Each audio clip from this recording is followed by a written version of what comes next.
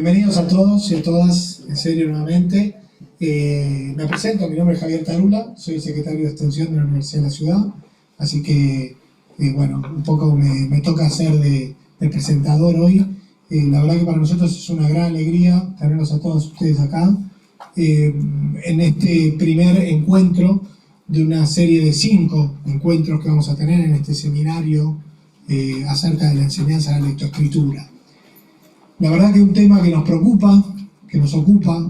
El año pasado, en el marco de una actividad conjunta que hicimos con UNESCO, el BID, en el cual participaron investigadores, académicos, organizaciones del tercer sector, empresas, otros organismos internacionales, generamos una dinámica de discusión en donde el primer tema que pusimos sobre la mesa fue precisamente este, el de la enseñanza de la lectoescritura, porque, como les decía, es un tema que nos preocupa, que lo tenemos frente y que creemos que tenemos que encarar, que tenemos que discutir, del cual tenemos que aprender mucho más. Me refiero a la enseñanza de esa disciplina, de esa capacidad de leer y entender lo que leemos. Y por eso hoy estamos acá, porque queremos construir un pequeño aporte, un humilde aporte a la generación de diagnósticos, a discutir sobre el tema, a poder encontrar posibles vías de solución. Y como somos una universidad, a poner eso a disposición de las autoridades políticas para que se tomen las decisiones. Así que en este encuentro que vamos a tener hoy, vamos a arrancar con una suerte de panorama, de resultados generales, de planteo general de este desafío que tenemos por delante. Para eso tenemos acá dos importantes personalidades de la educación. Por un lado, al señor rector de la universidad, Mariano Palamidesi, pedagogo, investigador, docente universitario, autor de distintos artículos y reflexiones sobre el tema de la educación en nuestro país, y a Florencia Salvarezza, profesora de la Universidad de la Ciudad también, investigadora especialista en alfabetización y neurociencias. Ellos dos van a acompañarnos hoy, van a hacer un planteo general y después, por supuesto, vamos a estar abiertos a comentarios, preguntas de parte de ustedes. Bienvenidos nuevamente a la Universidad de la Ciudad y, bueno, ya le paso la palabra a Mariano. Muchas gracias. Gracias, Javier. Bienvenidas, bienvenidos. La verdad que para nosotros es un placer enorme, una satisfacción enorme estar acá con nosotros. Veníamos hablando con Florencia, con los colegas y las colegas de la universidad, que estuvimos un poco movilizando esta actividad, pensándola mucho, poniéndole mucho cariño. Nos parece, la verdad, que muy auspicioso la presencia de todas y de todos ustedes aquí, porque sabemos que si están acá un día jueves a esta hora, es porque este tema les importa, porque compartimos esa preocupación y porque compartimos también, digamos, la importancia de lo que nos estamos jugando en este tema. Y yo creo que nos estamos jugando mucho, todos creemos que nos estamos jugando mucho y que hay algo que colectivamente no nos está saliendo del todo bien.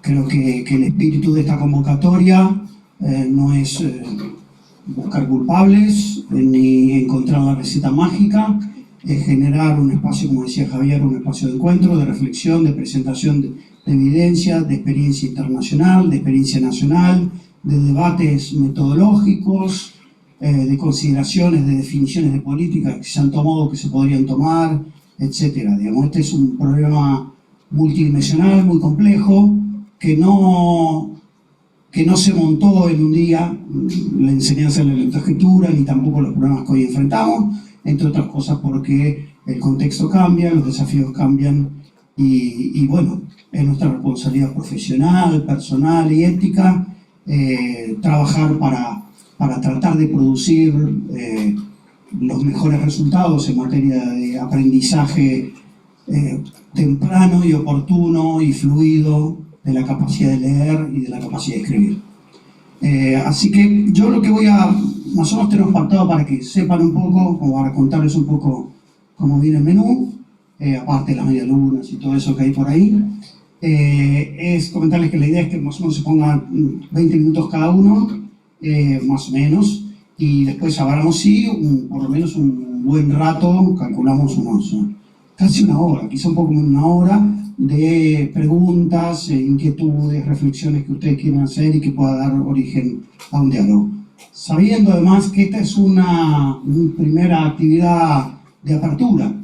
No nos vamos a ir con grandes respuestas, nos vamos a ir más bien con preguntas, con reflexiones, con posibles ideas, con contactos. Recién yo venía pensando que parte de lo que, muchos de ustedes se han registrado para venir aquí, así que estaba pensando y tenemos que ver cómo hacemos para compartir los materiales que se expongan aquí, más algunas sugerencias de lectura, documentos que están saliendo a nivel internacional muy interesantes. Florencia tiene mucho para compartir con eso, y los sucesivos expositores que van a venir aquí también van a tener mucha experiencia, mucho material para compartir, cosa que, esto no es una clase, por lo tanto ustedes no tienen que leer nada, pero podemos abrir porque nos parece que esto es una construcción colectiva. Debe ser una construcción colectiva y la lectura, como parte de lo que yo quiero argumentar, también es parte de una construcción colectiva.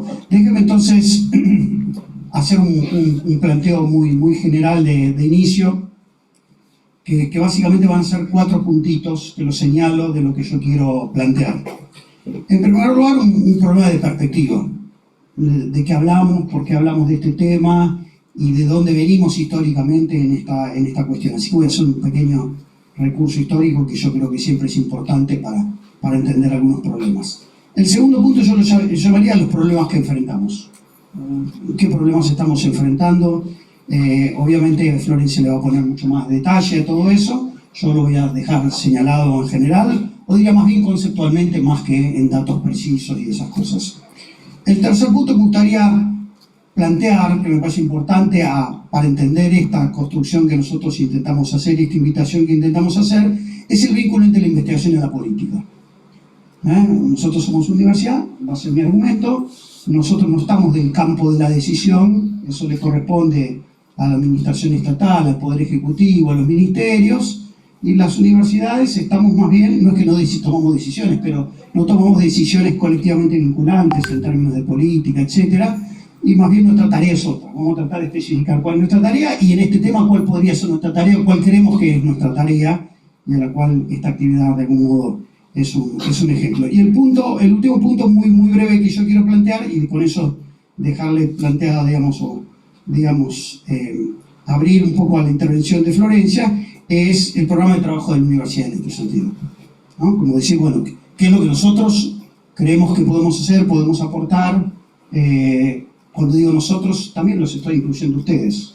Algunos de acá son estudiantes de la universidad, otros no, pero por el hecho de participar acá, para nosotros empiezan a formar parte de un cierto colectivo de conversación. Así voy a empezar por la primera parte de lo que les quiero plantear. Perspectiva histórica. El dominio de la lengua, mediante la capacidad de escribir, fue el pilar fundamental por el cual se crearon los sistemas educativos.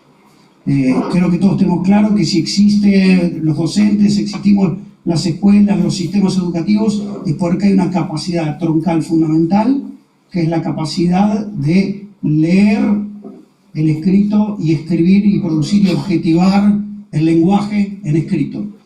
Esto no es lo mismo que la oralidad, no voy a quedar argumentando en torno a los planos de la oralidad y la escritura en la historia, que hay mucho trabajo y muy interesante sobre eso, pero básicamente los sistemas, las escuelas se montaron para imponer o para difundir un conjunto de herramientas conceptuales, identitarias y capacidades.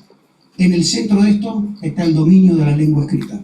Es decir, la enseñanza eficaz y oportuna de la lengua y la escritura fue, el punto clave con el cual los padres fundadores, de algún modo, de los sistemas educativos de masas que conocemos de la 1420 para acá, o de la de 1870, la provincia de Buenos Aires, de educación y todas las leyes que giraron en el mundo en torno al último tercio del siglo XIX, tuvieron un punto clave de oposición, una construcción de algún modo de un combate, que fue el combate al analfabetismo. El alfabetismo era la madre de todos los vicios, ¿no? El no saber leer y escribir era el signo del atraso, el signo de algún modo de la ignorancia, el signo del caudicismo, el signo de la superstición, el dominio de la cultura oral, del folclore y también del dominio de las autoridades religiosas sobre toda la vida pública. Entonces la escuela venía, de algún modo, y la lengua venía a ofrecer un instrumento que, podríamos decir, liberaba la conciencia, liberaba a las personas, asegurando ese dominio temprano, instrumental, oportuno y rápido de la escritura. Le permitía a la gente leer la prensa, leer libros, informarse, en una sociedad que pasaba de ser unas pequeñas sociedades locales de base rural, comandadas por caudillos y autoridades locales, culturales locales y del folclore, a pasar a una sociedad amplia de grandes intercambios, sociedades de mercado, sociedades estatales, basadas en la Constitución, el derecho y las leyes. Para eso, junto con el telégrafo, el ferrocarril y tantas otras cosas, la lengua, el dominio de la lengua y la escritura fue una obsesión en la fundación de nuestros sistemas educativos, y yo diría que es un impulso que se mantuvo mucho tiempo, ¿no? Y el acceso a la lengua y a la cultura escrita, obviamente, no solo permitía, digamos, el tema de liberar a los individuos de las ataduras locales. Cuando uno podía acceder a un libro, uno viaja, uno imagina mundos, uno conoce realidades a las cuales quizá nunca va a poder acceder o nunca podía acceder, podía imaginar mundos, podía imaginar posibilidades de cambio social, posibilidades de vidas alternativas por medio de la lengua. Obviamente el dominio temprano de la lengua también fue para la escuela, para los docentes, también para las familias, motivo de orgullo, motivo de autoafirmación, de poder dominar un código que les abría un sinfín de posibilidades. Obviamente no voy a argumentar sobre qué significa el dominio socialmente, históricamente, el dominio de la palabra impresa, pero sí que la escuela fue el vehículo de entrada a la democratización de la cultura letrada.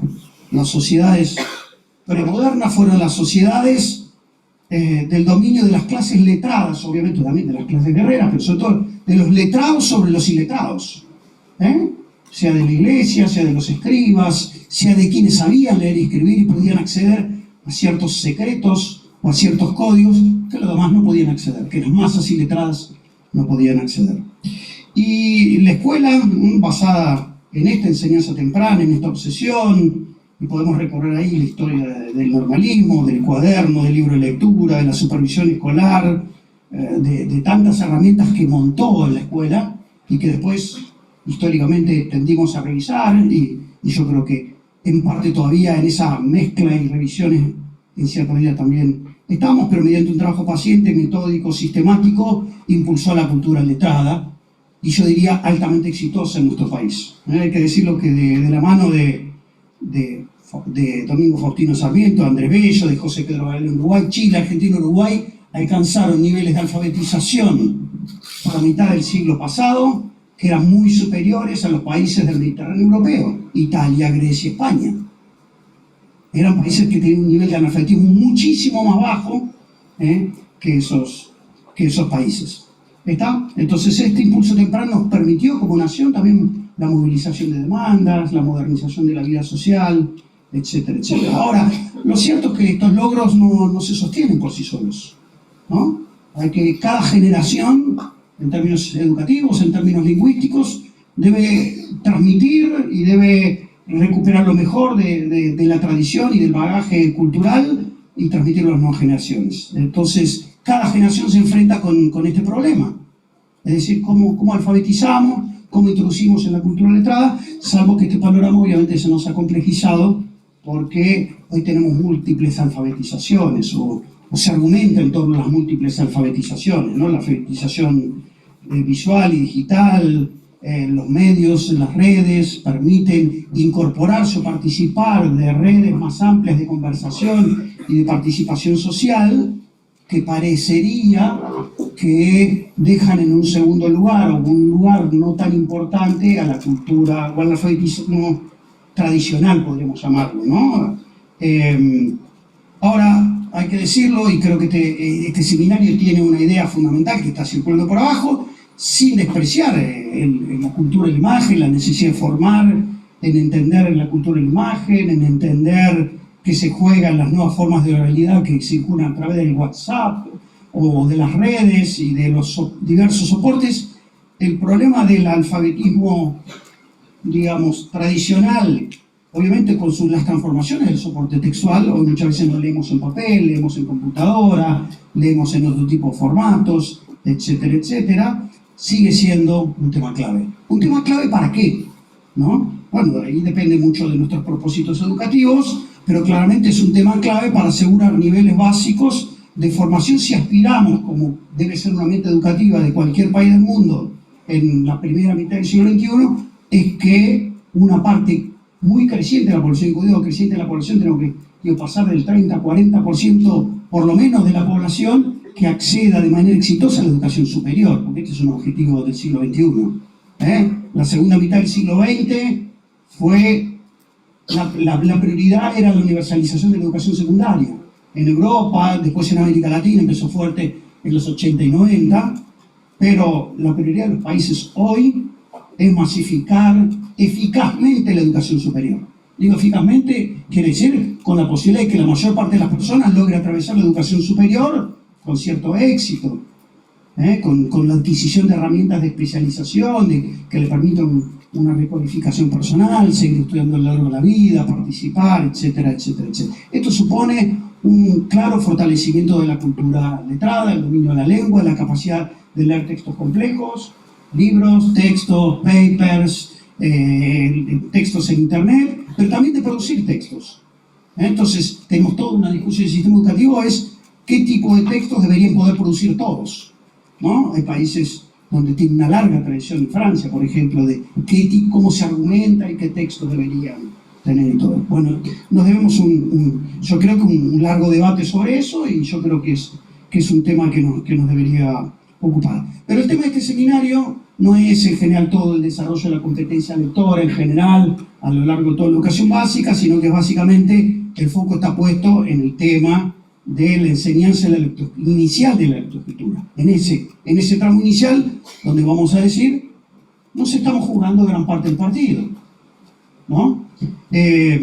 Por lo tanto, insisto, el dominio temprano, eficaz, fluido y progresivo es fundamental, oportuno y eficaz, porque hay un tiempo para hacer esto, hay un tiempo biológico, hay un tiempo social, hay un tiempo de las expectativas de las familias, hay un tiempo de expectativas de los individuos que hay que aprovechar para generar aprendizajes que facilitan y aceleran los aprendizajes posteriores.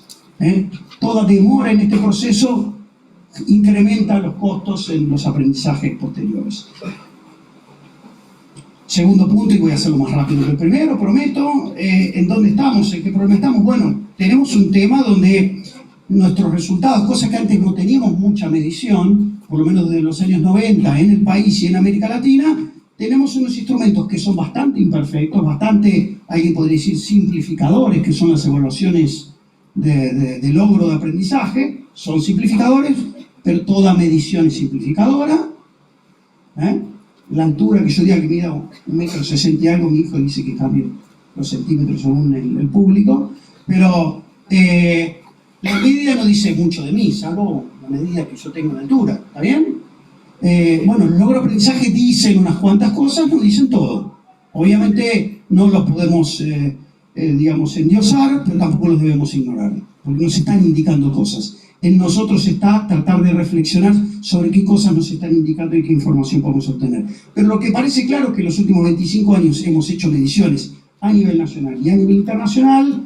Los resultados no son alentadores. Obviamente es difícil separar la trayectoria de los resultados escolares de las condiciones de pobreza de la Argentina, pero la pobreza no lo explica todo. Como la evolución de otros países muestra que han mejorado resultados pese a mantener niveles de pobreza importantes. Florencia calculo que va a hablar un poco de eso.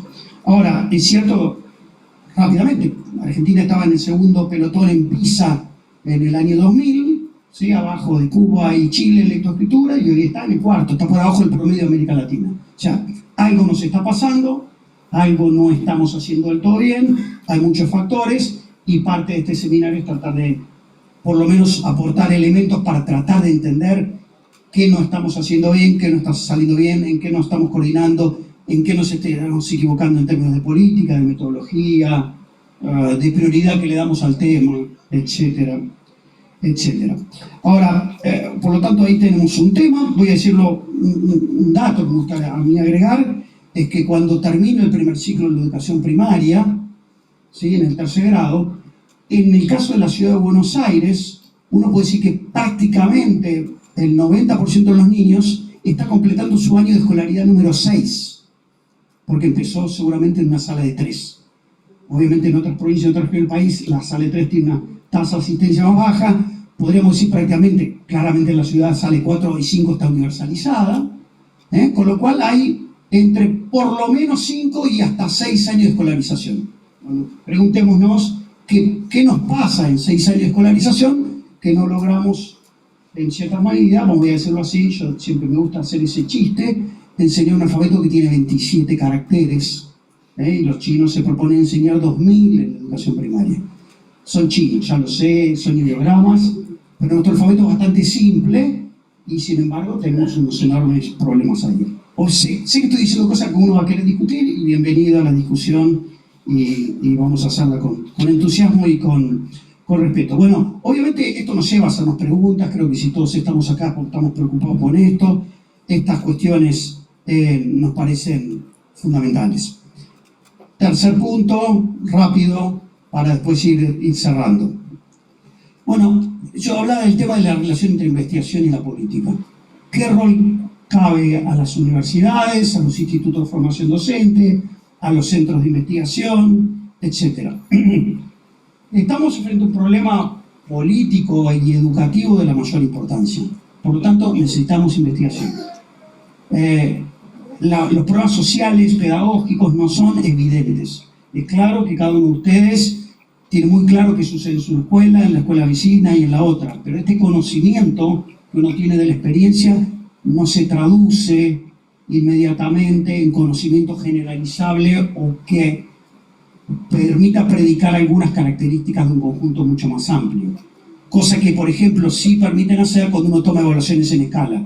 Claro, cuando uno toma evaluaciones en escala, tiene un dato más agregado o más, digamos, de un conjunto y puede predicar de qué pasa en una población más grande, como en un país. Sin embargo, obviamente pierde algunas características. Las dos formas de conocimiento tienen ventajas y desventajas. Ahora, cuando uno tiene que formular políticas y discutir políticas, uno necesita conocimientos a nivel macro, de qué está pasando en los niveles de aprendizaje, en las prácticas de enseñanza, en los materiales, en la formación, en el acompañamiento a los docentes, qué está pasando los directivos, qué hacen los ministerios, etcétera, etcétera. Por lo tanto, es claro que si tenemos un programa de esta naturaleza, que es un programa complejo, que no se soluciona en un día, que supone la concatenación de un conjunto muy grande de actividades y niveles sociales e institucionales, necesitamos hacer investigación empírica, ¿sí? Necesitamos construir diagnósticos y parte de esta conversación es construir diagnósticos, es decir, tengamos una visión lo más compleja posible del problema, porque no hay soluciones fáciles y el problema es multidimensional, es social y es histórico. Es decir, tiene una trayectoria, tiene una inercia, no cambia de un día para otro. Hay elementos que hay que rastrear en otros momentos. Alguien podrá discutir si hay influencia, si se usa el libro de lectura o no, o si se usa el diccionario, si se enseña de una manera o de otra. Bueno, y esto ha ido cambiando a lo largo del tiempo. Son preguntas y que creo que nos debemos hacer.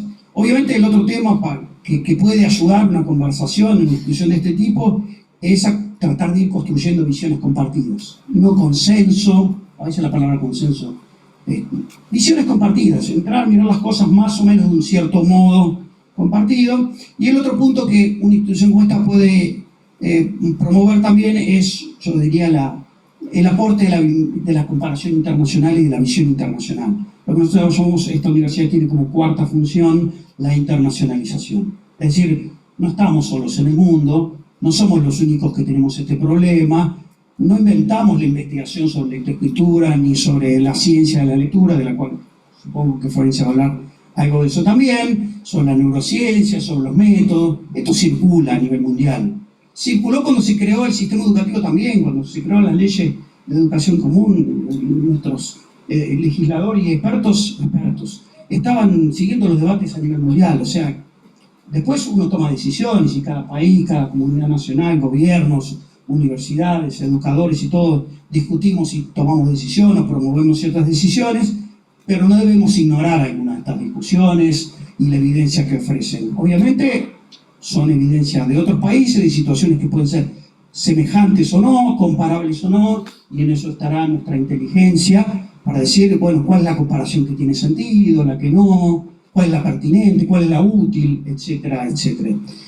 Entonces, nosotros, digamos, desde una institución como esta, lo que nosotros queremos promover son estudios, es investigación, es diagnóstico, es abrir conversación e indagar posibilidades, ¿sí? En todo caso, después hasta podemos llegar, en algún caso, en este debate, yo te digo que tiene que ser plural, que tiene que ser diverso, tiene que ser respetuoso y tiene que ser informado para que sirva.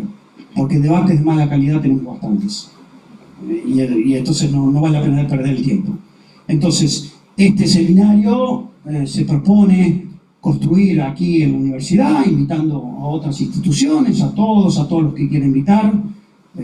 Vamos a hacer la broma, pueden traer amigos y amigas a la próxima sesión. Pero la idea es abrir una conversación colectiva de buena calidad, respetuosa, abierta, en diálogo con el mundo. Acá se van a sentar, hoy no, pero en la próxima vez se van a sentar personas también que pertenecen a diversas instituciones, personas que vienen de otros países, que trabajan para organizaciones internacionales, que trabajan para otros ministerios, se van a sentar responsables de ministerios, se van a sentar personas que representan casi el River Boca de los métodos de lectoescritura, el River Boca y otros cuadros intermedios, pongamos ahí, porque va a haber más de 2. Entonces va a haber variantes, desde los métodos más estructurados a los menos estructurados, etc. Y vamos a escuchar, y vamos a opinar, y vamos a preguntar. Acá nadie se tiene que ir con ninguna verdad revelada, por lo menos no de nuestro lado. Y yo creo que lo importante de todo esto es que cuando terminemos esta conversación en el mes de octubre o noviembre, ya no me acuerdo, después de 5 encuentros, noviembre, la idea es que hayamos terminado este camino como corresponde, habiendo encontrado colegas con los cuales tiene sentido interactuar, se puede compartir un buen camino, y después de haber hecho este recorrido sentir que todos nos hemos enriquecido y que quizá colectivamente podemos hacer un aporte para la educación de nuestro país y de nuestra ciudad que tanto lo necesita. Gracias.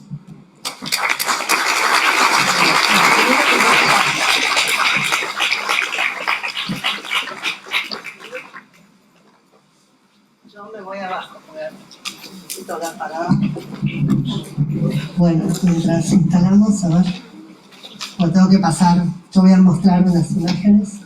Es un placer estar acá, muchísimas gracias. Algunos de ustedes nos conocemos acá en la Facu por trabajar juntos, o porque fueron alumnos o porque son alumnos, un placer, pero muchísimas gracias por venir. Como decía Mariano, es un problema o es un tema que nos interesa, si no estaríamos todos acá. Yo voy a hacer como un recorrido bastante rápido porque tengo poco tiempo, me voy a poner el reloj más o menos.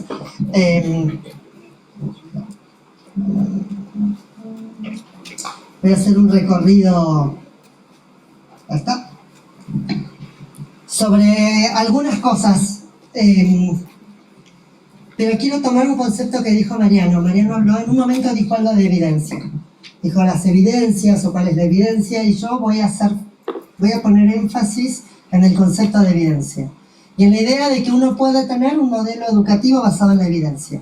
Si uno, y el ejemplo que damos siempre, hablamos hace un rato, si uno va al médico y le dice, me parece que puedo estar diabético, y el médico se acerca, no tiene diabetes, nadie se queda en ese médico, absolutamente nadie. Vamos a otro que haga que mida, que es lo otro que dijo Mariano, mediciones, que nos saque sangre y se fije nivel de glucosa en sangre, azúcar, que haga los estudios necesarios, es decir, un diagnóstico.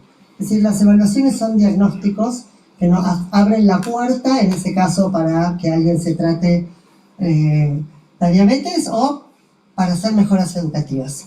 Las evaluaciones sirven en general, lo que pasa es que se cubrieron de una sospecha de que no sirven, de que hay que pensar cómo. Bueno, hay que pensar cómo, pero hay que usarlas. Entonces yo voy a hablar sobre la evidencia y yo quiero que pensemos cuando hablamos de evidencia, ¿de qué hablamos cuando hablamos de evidencia? Yo voy a hablar de las dos cosas. Cuando hablamos de evidencia, por un lado pensamos en números, tanto de azúcar en sangre. Y por otro lado hablamos de estudios de investigación que me permiten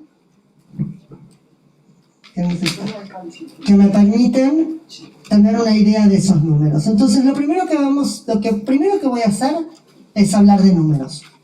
Que son números que encima tenemos números fresquitos de hoy. Yo voy a hacer un recorrido por números internacionales y nacionales, pero primero quiero decir una cosa que es importante entender. A uno le pueden gustar más o menos las pruebas internacionales, pero el cerebro humano acá en Finlandia, en La Quiaca y en Somalia es el mismo. Las condiciones de pobreza, como dijo Mariano, no pueden ser una excusa para el sistema educativo. El sistema educativo tiene que ir por encima de eso. Eso no quiere decir que nos tengamos que contentar con condiciones de pobreza, no. Pero si nosotros creemos que el sistema educativo tiene una función, mientras tanto que los políticos resuelvan lo otro y nosotros resolvamos cómo hacemos para enseñarles a todos en condiciones finlandesas o en condiciones argentinas. No podemos ampararnos en esto. Entonces, dicho esto, estos son números. A uno le pueden gustar más o no. Eso es PISA 2018. PISA tiene un puntaje total de 600 y divide el mundo en 3 colores. Verde, naranja y rojo. Ahí se ve mal, pero toda Latinoamérica y el Caribe, salvo Chile, es rojo. Rojo es el peor puntaje. Es por debajo de los 450 puntos. Por encima de 500 es verde, 450, 500 es naranja. Ahí está Chile con 452. Y por debajo de 450 estamos nosotros y toda la región Latinoamérica y el Caribe completa. No es un problema único nuestro, no somos solo nosotros. Y algunos de esos países tienen mejores o peores condiciones económicas, pero todos nos encontramos ahí y nos parecemos en algunas cosas. Estos son los mejores países de PISA en 2018. También hay algunos, si yo pongo PBI per cápita, y empiezo a medir cuestiones económicas y educativas, no todos están ahí arriba. No es así. Pero yo quiero que presten atención a un punto. Finlandia está séptimo. Todos sabemos que Finlandia fue primero durante años. ¿Ustedes saben qué pasó cuando salieron las PISA 2018 en Finlandia? Fue una catástrofe nacional. Tenemos a alguien acá, ¿dónde está Juan? Fue una catástrofe nacional. Caer del puntaje 1 al séptimo fue un desastre. Nosotros estamos 50 y picos y nunca fue un desastre. Y como dice Mariano, no es nuevo esto. Estos son los resultados de la región. Ahí está Argentina, el promedio de América Latina es 401,5. Nosotros estamos justito ahí abajo. Pero lo peor de eso es que el 52% de nuestra población de 15 años que rinde los exámenes PISA está por debajo del menor nivel de resultados posibles en PISA. O sea, no solo nos va mal, sino que dentro de lo que nos va mal, la mitad le va horrible. Entonces, nos puede gustar o no, pero es una forma de comparar en pruebas donde no hay que saber quién es el prócer finlandés o chino. Hay que leer un texto y poder contestar preguntas sobre ese texto. Es decir, lo que necesito es comprensión lectora, básica. Parece que no nos va. Pero entonces, uno dice, bueno, no, PISA no, vamos, bueno, regionales. Vamos a las regionales, CERCE y TERCE. Son las pruebas de la región. No nos comparamos con los países europeos que les va bárbaro, nos comparamos entre nosotros. CERCE 2006 es gris, TERCE 2013 es celeste. Argentina no se movió. Miren lo que hizo Perú. Perú es el último, para los que no llegan a leer, el último a la derecha es Perú. Perú le iba horrible. La verdad que le iba horrible. Ahora le va mal, pero le va mal como a nosotros. Pero duplicó sus resultados de PISA. ¿Alguien sabe qué hizo? Hizo algo fundamental, que es tomó la educación como una política de Estado, no de gobierno. Cambiaron los gobiernos, no cambió la política educativa. Entonces las decisiones políticas eran políticas consensuadas, algo que hablaba Mariano hace un rato, y se siguió a largo plazo. La diferencia es enorme, es decir, poder se puede, Lo que vamos a ver es qué es lo que hay que hacer. La pregunta del millón es, si uno tiene 555 es el puntaje más alto en este momento, China, y nosotros tenemos 401. Cuando uno le plantea así, dice, sí, es mucho, pero bueno, es una estadística. Bueno, ¿qué pasa si uno trata de trasladar eso a un niño? ¿Qué significa para un nene que está en la escuela, en tercer grado, por ejemplo, estar en una escuela donde el promedio, en un país donde el promedio educativo es 401, o estar en una escuela donde el promedio es 555? Bueno, la diferencia es que para un chico, que para nosotros en tercer grado sería un alumno promedio, un alumno entre el percentil 40 y 50, es decir, un alumno que no tiene dificultades, que la maestra no se preocupa, el niño no se preocupa, los padres no se preocupan, no necesita soporte fuera de hora. Es un chico de esos que uno diría, ¿le va bien? ¿Cómo le va al colegio? Le va bien. Ese chico nuestro, si lo trasladamos al país de 555, estaría en el percentilo 5. Y habría 95% de la clase por encima de él. Es decir, nuestro estándar medio es pobrísimo para los países que rinden mejor en PISA. Eso significa. Esto es un estudio que se hizo comparando a Brasil y Finlandia. Brasil estaba a 2 puntos PISA en matemáticas. En ese momento 2 puntos PISA es no significativo estadísticamente. Y es un estudio que se hizo para estudiar discalculo, es decir, trastornos del cálculo. Y se dieron cuenta que lo que parecía trastorno del cálculo era una dificultad del sistema educativo. Básicamente le habían enseñado mal. Pero lo peor de esto es algo que todos conocen como el efecto Mateo, y que es que el que empieza mal termina mal. Esto lo que nos muestra es que los alumnos que están en el percentilo 10 en primer grado permanecen así. No es que después dicen, como dicen los padres, bueno, después va a ser... No. Después tenemos Toyota, que quiso conseguir empleados a fin del año pasado y o no se presentaban porque no tenían secundario completo o no podían comprender una nota al diario. Eso es el resultado de esto. No empieza en secundaria. Los resultados de PISA empiezan en educación inicial, que es lo que decía Mariano. Acá tienen, hablando de Toyota, tenía Toyota. Empieza en educación inicial. Cuando el chico está en tercer grado, lleva por lo menos 5 años de sistema educativo. 5. Entonces, uno dice, bueno, no nos comparemos con nada, ni con los regionales, ni con Europa. Vamos con nosotros mismos. Podemos aprender. Nosotros tenemos. Yo voy a partir de un concepto fundamental, que yo creo que la evaluación siempre sirve. Mejor, pero siempre sirve, porque nos permite tener datos, tener evidencia, tener datos de a quién tengo que... Si yo evalúo a mis alumnos en la clase, yo sé a quién le tengo que volver a explicar algo. Es la única forma. Entonces, esto es aprender 2017. Y ahí están los resultados 2013, 2016 y 2017. Los resultados no eran buenos, pero es una prueba muy importante porque es censal. Ahí fueron todos los chicos. A ver, no es una selección a los 15 años, no. Todos los chicos. Entonces, cuando uno dice, sí, los resultados sí, pero tengo 45% de jóvenes para secundaria que en lengua tienen un nivel satisfactorio. La pregunta es, ¿qué quiere decir un nivel satisfactorio de esos? ¿Alguien sabe?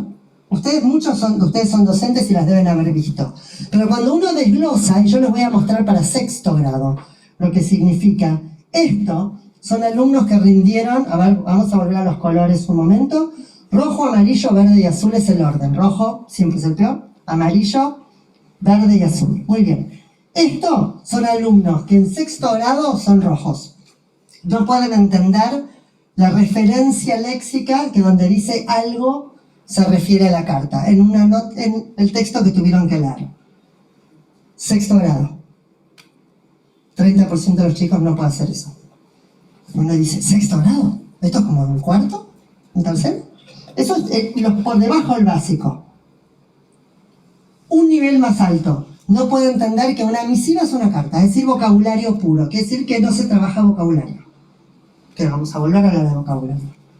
Básico ahora, satisfactorio. No puede ordenar los hechos. Satisfactorio es orden de hechos. Los que trabajan en educación inicial trabajan orden de los hechos desde educación inicial en oral, en dibujitos y todo. Y los que están por encima pueden entender qué tipo de texto es. Entonces nos va mal y además lo que estamos pidiendo es bajísimo. Este es el otro problema. No solo el resultado es pobre, Es pobre sobre estándares bajos.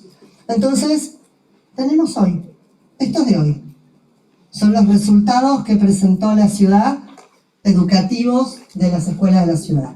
Que está buenísimo porque es una medición comparativa pre y post pandemia, que es fundamental, porque la pandemia fue un desastre educativo.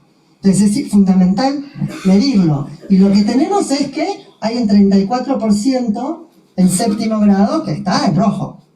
Está puesto arriba los que están peor y abajo los que están mejor. Un 34% en primaria que está en el básico. Estos chicos pasaron de cuarto volando a mitad de sexto. Entonces, es un dato importante. Piensen que los de tercer grado no tuvieron primero. Cuando uno empieza a pensar así, dice, ¿cómo sobrevivimos a esto? ¿Cómo recapturamos? Los de cuarto no tuvieron segundo, pero además, primero y segundo son unidad pedagógica. Podemos discutir y le podemos dedicar un buen rato a si la unidad pedagógica sirve. Pero la unidad pedagógica, cuando no tuve una mitad y media, casi 3/4 partes de la unidad pedagógica, es como que no tuve nada. Entonces es muy difícil. Y esto es el peor problema. Bajaron los resultados con la pandemia, lógicamente, pero empezamos mal. Porque no es que la torta, como diría uno, la torre anterior a la pandemia era buena. La torre antes de la pandemia ya era mala. Ahora es peor. Pero el problema que tenemos, básicamente, a ver si pasa, ahí está. Por ejemplo, en secundaria, hay chicos que pasaron de primaria a segundo año, saltaron. Entonces dice, por supuesto que es un drama. Es un drama y es fundamental hacer la medición. Haber hecho esta medición es un paso fundamental porque es la única forma de ir a rescatar a uno por uno. Pero tenemos que entender que esto es el déficit de antes. Los chicos entraron a la pandemia con déficits brutales, que es lo que planteaba Mariano. Pasamos de un país con niveles de analfabetismo cero, casi cero, país envidiable a nivel educativo, a estar por abajo de la media de la región. Y eso que decía Mariano es fundamental. Cada vez que empieza un grupo al colegio, empieza de cero. Porque fuimos buenos hace 50 años, no garantiza nada ahora. Por lo menos no nos garantizó. Porque tal vez, si hacemos otras cosas, nos pueda garantizar algo. Porque el problema de la caída de la pandemia es que empezamos bajo. Entonces la caída es muy brutal porque el desfasaje que hay con lo que uno esperaría es enorme. Entonces uno dice, bueno, es economía. Entonces uno mira y dice, bueno, el gasto público en educación fue subiendo del 2004 al 2016, debería haber subido el resultado educativo. ¿Esas dos flechas muestran los resultados de Argentina en el periodo? No. Entonces uno dice, bueno, comparémonos con los países de la región. Tampoco. Argentina está ahí. Esa es Argentina. Esto es Costa Rica, que gasta más y le va peor. Acá está México y acá está Chile. Entonces tampoco es esto. Entonces, básicamente, no es la plata, es qué hacemos con la plata. Seguro que la plata importa. No hay ninguna duda que la plata importa, pero el tema es, además de la plata, ¿qué hacemos con esa plata? ¿En qué la invertimos? Además de en buenos salarios, no tenemos ninguna duda. Pero el tema es, solo con eso está claro que no lo resolvemos. Entonces, el otro punto de qué es la evidencia es estudios de investigación. Y entonces, acá viene lo que me preguntaba Mariano. Sabemos un montón de estudios de investigación de algo que se llama la ciencia de la lectura. Esos son los laboratorios más importantes del mundo en investigación en lenguaje y lectura, el lenguaje y el cerebro, la lectura y el cerebro, pedagogía de la lectura, son los más importantes del mundo. Este que está acá abajo es en España, así que hay uno en lengua española. Los demás son en francés, holandés y en inglés. El de Florida también es en español, pero son laboratorios dedicados desde hace años a estudiar cómo el cerebro aprende a leer. Y una de las cosas que es fundamental entender, Mariano comparaba el idioma castellano, pocos caracteres, con el chino, es que no importa el idioma, el cerebro hace el mismo proceso para aprender a leer en cualquier idioma. No es distinto. puede tardar un poco más en idiomas como el inglés, que son totalmente opacos. Tengo un alfabeto y muchísimos sonidos. Nosotros tenemos la suerte de que tenemos muy pocas opacidades o irregularidades, pero nos va peor. Así que no tiene que ver con eso, tiene que ver con qué hacemos con eso, cómo lo hacemos. Entonces, a nivel de estudios, está muy claro, hay muy poca discusión, es decir, no hay ningún laboratorio que investigue en el cerebro y la lectura que tenga una posición distinta de los otros. Las discusiones son en cuestiones menores, hasta qué grado trabajo, conversión fonémica, realmente casi diría sin importancia. Y una de las cosas que sabemos es que hay puntos de partida. Y voy a volver a insistir con lo que dijo Mariano. Un chico en tercer grado lleva 5 años de educación sostenida. Entonces yo quiero volver sobre una nota que salió en el diario hace muy poquito, el fin de semana pasado. En La Nación salió una nota de este señor, Rafael de Hoyos. Rafael de Hoyos, que es un economista, fue jefe de la Unidad de Educación para América Latina y sabe un montón de la región. Compartimos un congreso hace unos años y yo les puse 2 pedacitos de la nota, porque él apunta fundamentalmente a esto. La nota era, bueno, básicamente las preguntas de, con tanta pobreza, ¿podemos hacer algo? Y él dijo, sí, por supuesto. Y una de las cosas que decía es, ese lugar común que piensa a la educación como puerta a la salida de la pobreza, no es solo un lugar común. Hay amplia evidencia empírica para sustentar este postulado. No hay una inversión que sea más redituable en términos de ingresos futuros que una buena educación. Es así, que es lo que contaba Mariano antes, la diferencia entre letrado e iletrado. Se sabe, los estudios de la UNESCO muestran la diferencia en tipo de trabajo y ingresos en relación al trabajo de jóvenes y adultos que tienen mejor o más bajo nivel educativo. Y además que pueden leer textos más complejos. Entonces no da lo mismo. Y después en la misma nota dice, en América Latina, si realmente queremos que nuestro sistema educativo se vuelva un motor para la movilidad social, tenemos que empezar por los primeros años, por tener un sistema de educación infantil temprana que empareje el piso para todos los niños antes de entrar al sistema educativo. Señores, nosotros tenemos educación infantil obligatoria. Tenemos educación inicial obligatoria. No toda la región latinoamericana lo tiene. Muchos países no tienen. Los chicos entran directo a primer grado. Algunos fueron, otros no fueron. Nosotros tenemos. Entonces, esto que plantea Rafael es lo que llamamos el factor cuna. Los niños ingresan al sistema escolar con historias familiares totalmente distintas.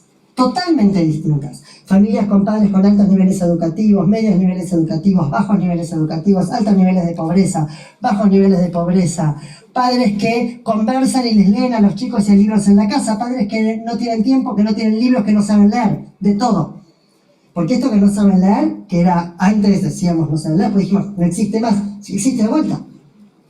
Tenemos de vuelta esto. Entonces, para esto que planteaba recién, que el ingreso al sistema de educación formal, al primer grado, sea el mejor posible, está la educación inicial. Porque la educación inicial nos permite tratar de licuar al máximo el factor cuna. Para eso es la educación inicial.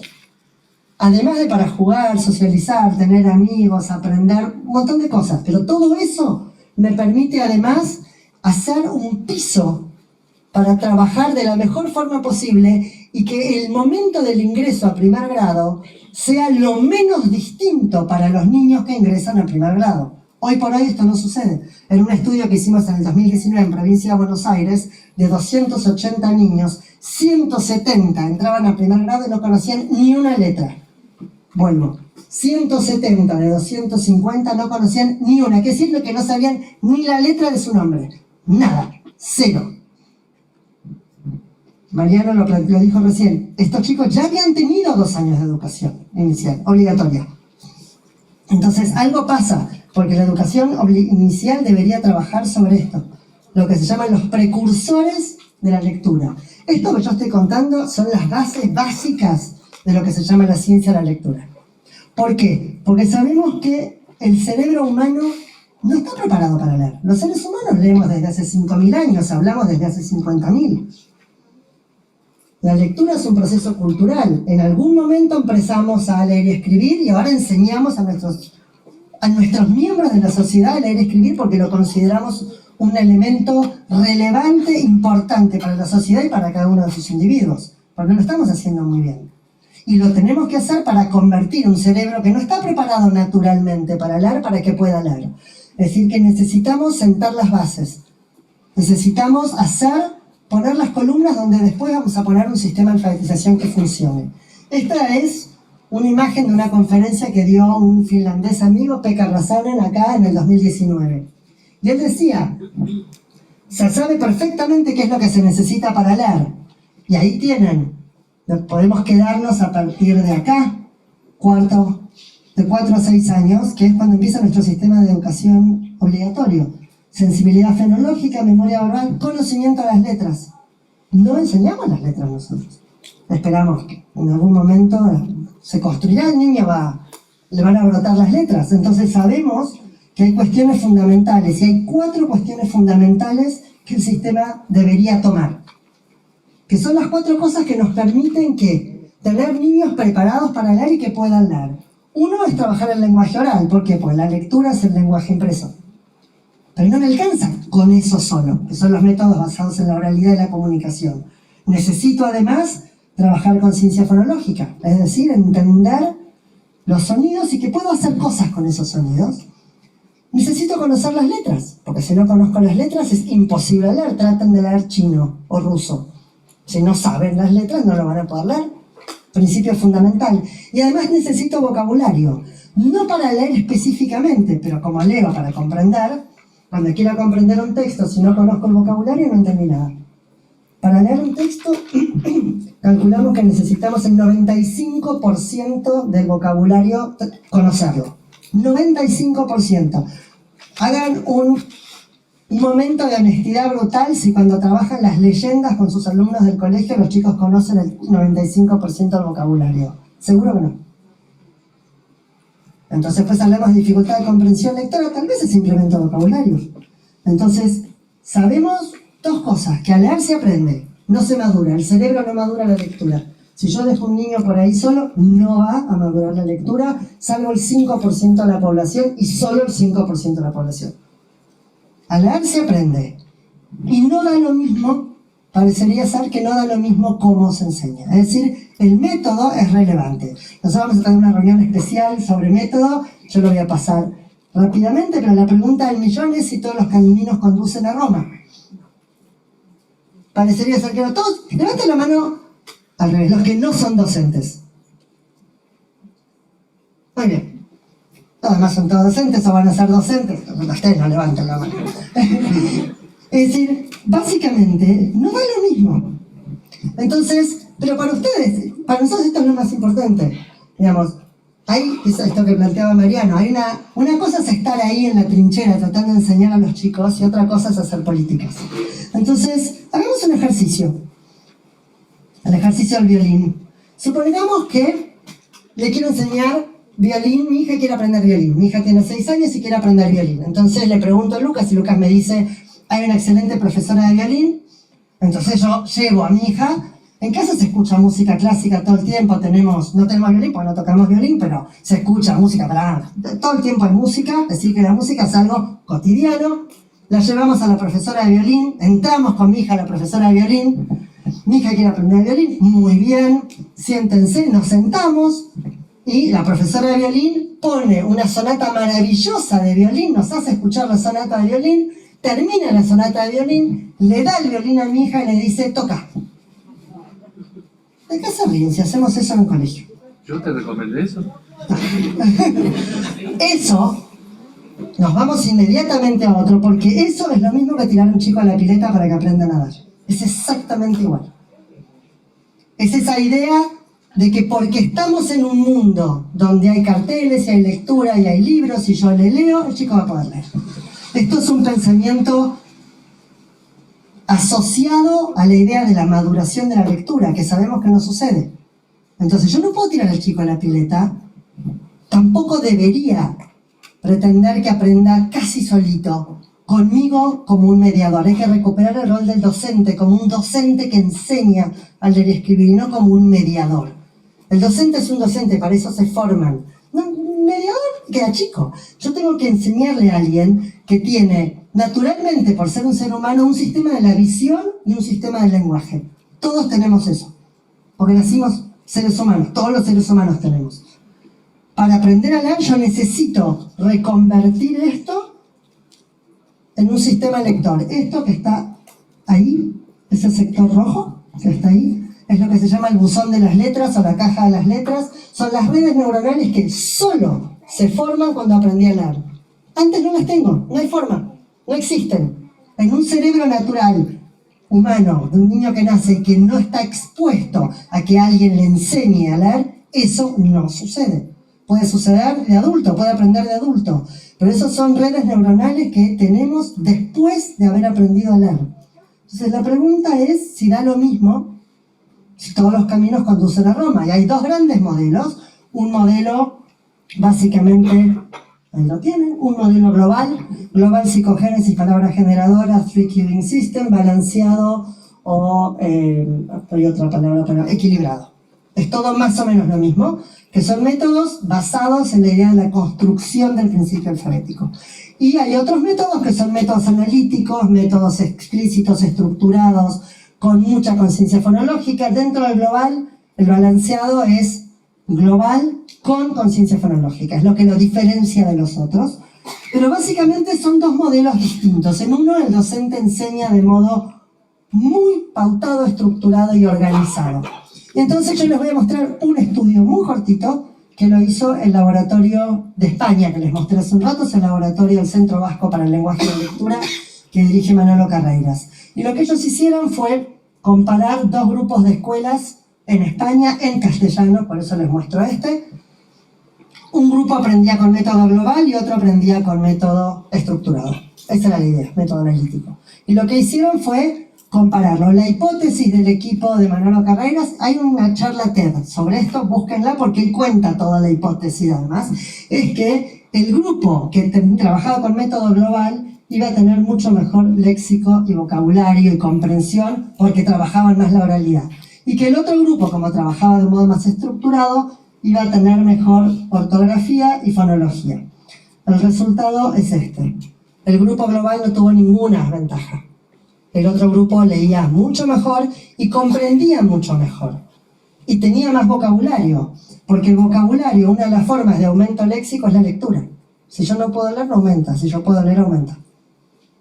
Entonces, cuando testeamos, los resultados son esos. Lo que se necesita básicamente es una enseñanza explícita del principio alfabético, enseñar esta es la letra del sonido, la que se llama M, que suena de mamá, mono, más. De a poquito, una progresión racional. No empiezo con chocolate, cacahuate, cohete o cucaracha, porque son difíciles, perro. Perro es difícil, tiene doble R. Empiezo con lo más simple, como aprendimos muchos de los que estamos acá de mi generación. Enseño a leer y a escribir simultáneamente, porque son las dos partes. Mientras yo leo, estoy leyendo lo que está escrito. Cuando escrito, escribo, practico. Además tengo que escuchar leer a mis alumnos. Si no los escucho leer, como decíamos hace un rato, cuando escucho leer a un alumno en cuarto grado o en quinto por primera vez, no es una evaluación, es una autopsia. Eso es un colega colombiano. Y además es exactamente lo opuesto del método global. Es de lo explícito a lo implícito. Les digo cómo se escribe de acá para acá, la letra lleva la pancita para acá, porque si le doy vuelta ya no es más esa letra. Las letras y los números son los únicos objetos del universo que cuando los roto en el espacio pierden su cualidad, dejan de ser lo que son. Hay que enseñarlos. Cualquier cosa es lo mismo en cualquier posición en el mundo. Cualquier cosa, menos letras y números. Letras y números no. Y eso el cerebro lo tiene que aprender, porque el cerebro está preparado para reconocer a un objeto en cualquier posición. Entonces, ¿por qué es para un lado P y para el otro lado no P si la silla es silla para cualquier lado? Eso hay que enseñarlo. Forma parte de la enseñanza explícita. Entonces, claro, básicamente, para leer necesitamos que nos enseñen.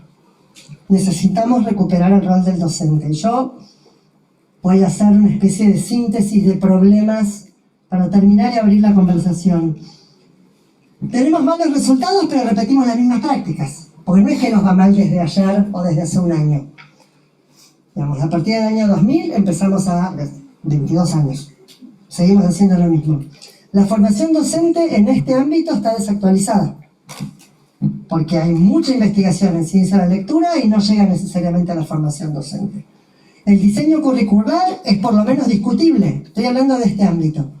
Unidad pedagógica, ¿es necesario? ¿Es útil? ¿Por qué tenemos unidad pedagógica? ¿Tiene alguna ventaja o no? ¿El alumno debería leer en voz alta en clase o no? ¿Enseñamos mayúscula imprenta, curso? A ver, todo eso es con diseño curricular, debería discutirse. Las decisiones políticas para el cambio es un poco lo que plantea Mariano, nos exceden, pero es un problema. Pero cuando yo no tomo una decisión de ese tipo, en un punto estoy abandonando la responsabilidad institucional de la enseñanza. No por escuela, sino si un país institucionalmente no decide hacer el cambio, está condenando a sus jóvenes a terminar, está condenando a sus jóvenes a menores niveles de ingreso, en un mundo globalizado y competitivo, a no poder competir, a no poder hacer un montón de cosas. Entonces nos falta ¿qué? Los objetivos claros, ¿qué y cuándo? ¿Cuándo va a leer y qué va a leer? Nos falta métodos actualizados, ¿cómo les vamos a enseñar? Nos falta una formación docente específica, es decir, ¿quién va a enseñar? Da lo mismo, porque mandan al primer grado a los docentes, el primer grado, es fácil. Nosotros necesitamos el docente de primer grado, el más preparado, súper específico. Y además materiales de aula, ¿con qué les enseñan? ¿Qué uso para enseñar?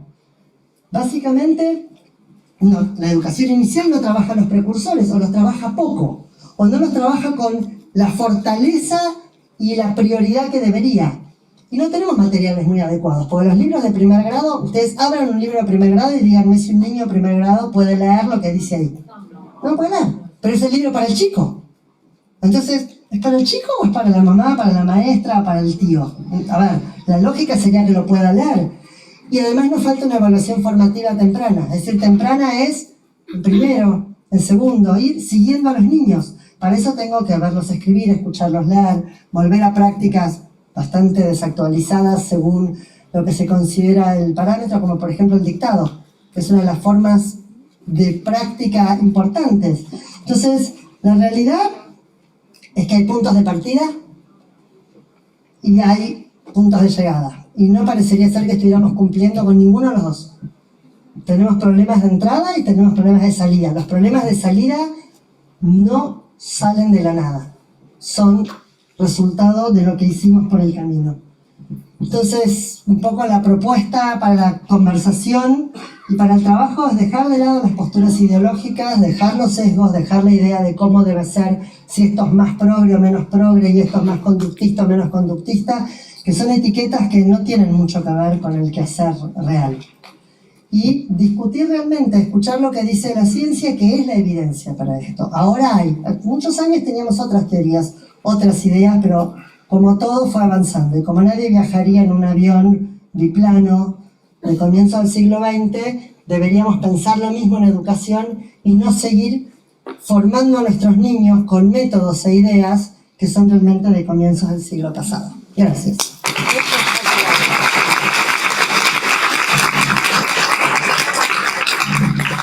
Bueno, vamos a abrir entonces, tenemos 45 minutos.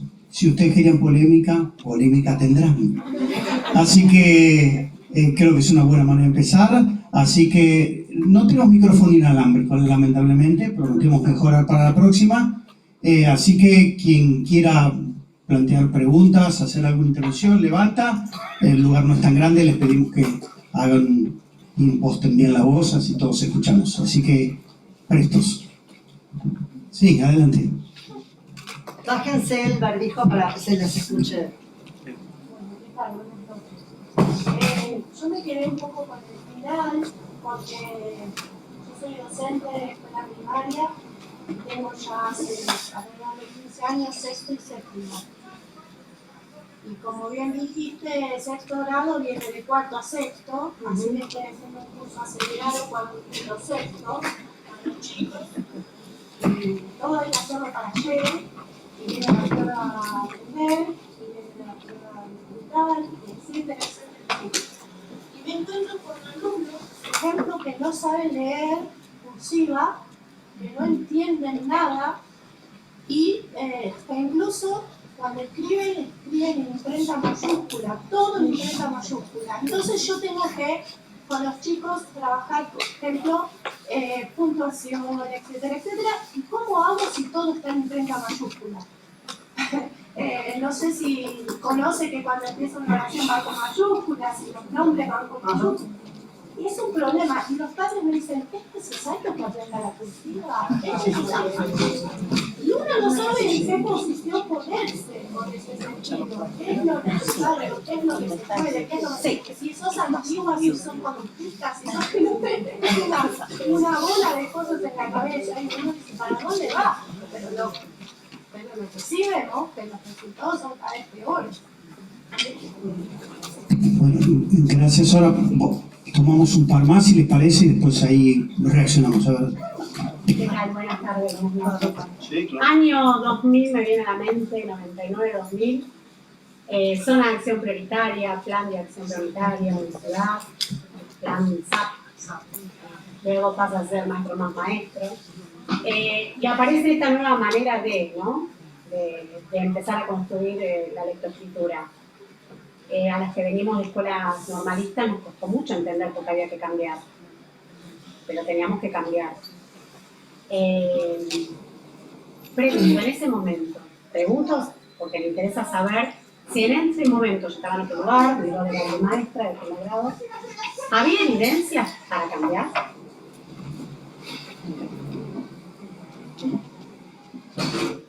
Una más.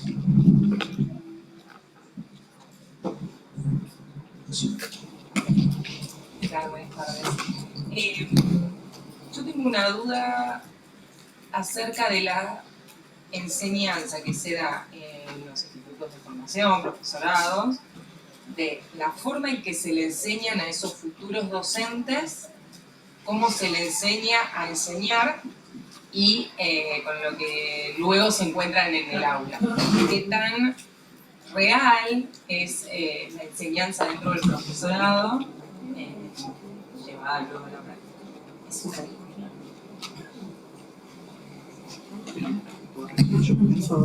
Reacción. Una más, vamos. Sí, no, tiene que ver. A mí se me ocurren un par de cosas. Yo soy maestra de primer grado hace 10 años. Y no se nos impuso esto se empezó este nuevo proyecto de cómo enseñar. Y estamos con esto de los manuales, ¿no? Y los libros. Y en este tiempo que se decía, bueno, a buscar la palabra en los textos, esto de los 4 códigos desechados, y sin embargo, como que siguen apareciendo esos 4 códigos, como que al mismo tiempo ese diseño curricular, esa adaptación que se fue haciendo, no fue llegando a la bibliografía quizás de modo completo, como que nunca encontramos un libro que no digamos, bueno, qué bien, me conforma 100%, digo, porque si no empieza primera unidad del libro y el cuento, 3 páginas, vos decís, ¿cómo 3 páginas? A ver, una locura, ¿no? Se habla de esto de que en el texto encuentren, pero seguimos encontrando esto de mami, mi, momú, sigue apareciendo, como que hay una mezcla donde no se terminó nunca, para mí, de definir de qué manera encarar la lectoescritura. Lo de la cursiva me interpela totalmente, porque, bueno, porque sí, ¿no? Podemos hablar de un montón de cosas, de la motricidad fina, bueno, muchísimas cosas, pero porque sí, porque no, yo soy pro mayúscula imprenta para comenzar, obviamente, ni hablar. Sí se les presenta a los chicos, por supuesto, porque también fui maestra de sexto y séptimo y también he peleado con la cursiva, por eso digo me interpela, porque estuve en un lugar, estoy en el otro ahora y es como que tengo eso de, bueno, si al fin y al cabo lo importante es que los chicos puedan expresarse, puedan escribir, pero entiendo lo que ella, la colega dice de, no sabemos si escriben y empieza la oración con mayúsculas y, bueno, un montón de cosas que dudas que me surgieron. Bien, yo voy a tomar una especialidad, donde eso se puede dejar a Florencia. Que yo sepa, en el libro está escrito todo en mayúscula. O sea, estamos induciendo un uso social que es extraño, ver esos libros que parece que te gritan, pero todo escrito en mayúscula. Y es raro, digamos, porque una teoría o una corriente que intenta promover las prácticas según la diversidad de textos, yo no encuentro prácticamente textos, salvo cosas muy limitadas de publicidad o algo, que esté todo escrito en mayúscula. Eso es un gran obstáculo, supongo también lo de la Florencia, que es la que sabe. Cuando uno tiene que leer un texto más complejo, tiene que entender dónde empieza y termina una oración, porque la indicación es la mayúscula y la puntuación. Entonces ahí hay herramientas básicas del código de la lengua que nos estamos olvidando. Nos estamos olvidando que es una literatura cultural que hay que transmitir. Punto. Porque esa es la riqueza de la lengua. Y reitero, no es una lengua complicada. ¿No? Entonces, me parece que es un punto. El otro punto me parece rescatar lo que decía Mónica de el tener que cambiar. Ahí tenemos un problema que yo quiero interpretar fuerte. ¿Por qué tenemos que cambiar? Bueno, es que el problema es cómo construimos la autoridad político-administrativa, la autoridad técnica, intelectual en nuestro país. Necesitamos razones, necesitamos evidencia, necesitamos debate, no meras órdenes o instrucciones.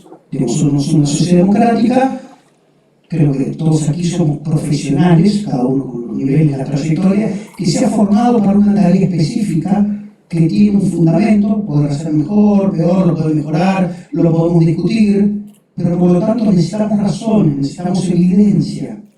Necesitamos datos y necesitamos la posibilidad de discutir acerca de una decisión. Porque si no, reitero, nosotros estamos, Florencia, su equipo y todo, junto con otro grupo de gente, está iniciando una investigación sobre métodos en escuelas de nuestra ciudad, que supone trabajo con un grupo donde se interviene, un grupo de control, un grupo donde no se interviene, o sea, aplicar una metodología científica para probar qué diferencia establece, por ejemplo, un método frente al no método, por decirlo de algún modo.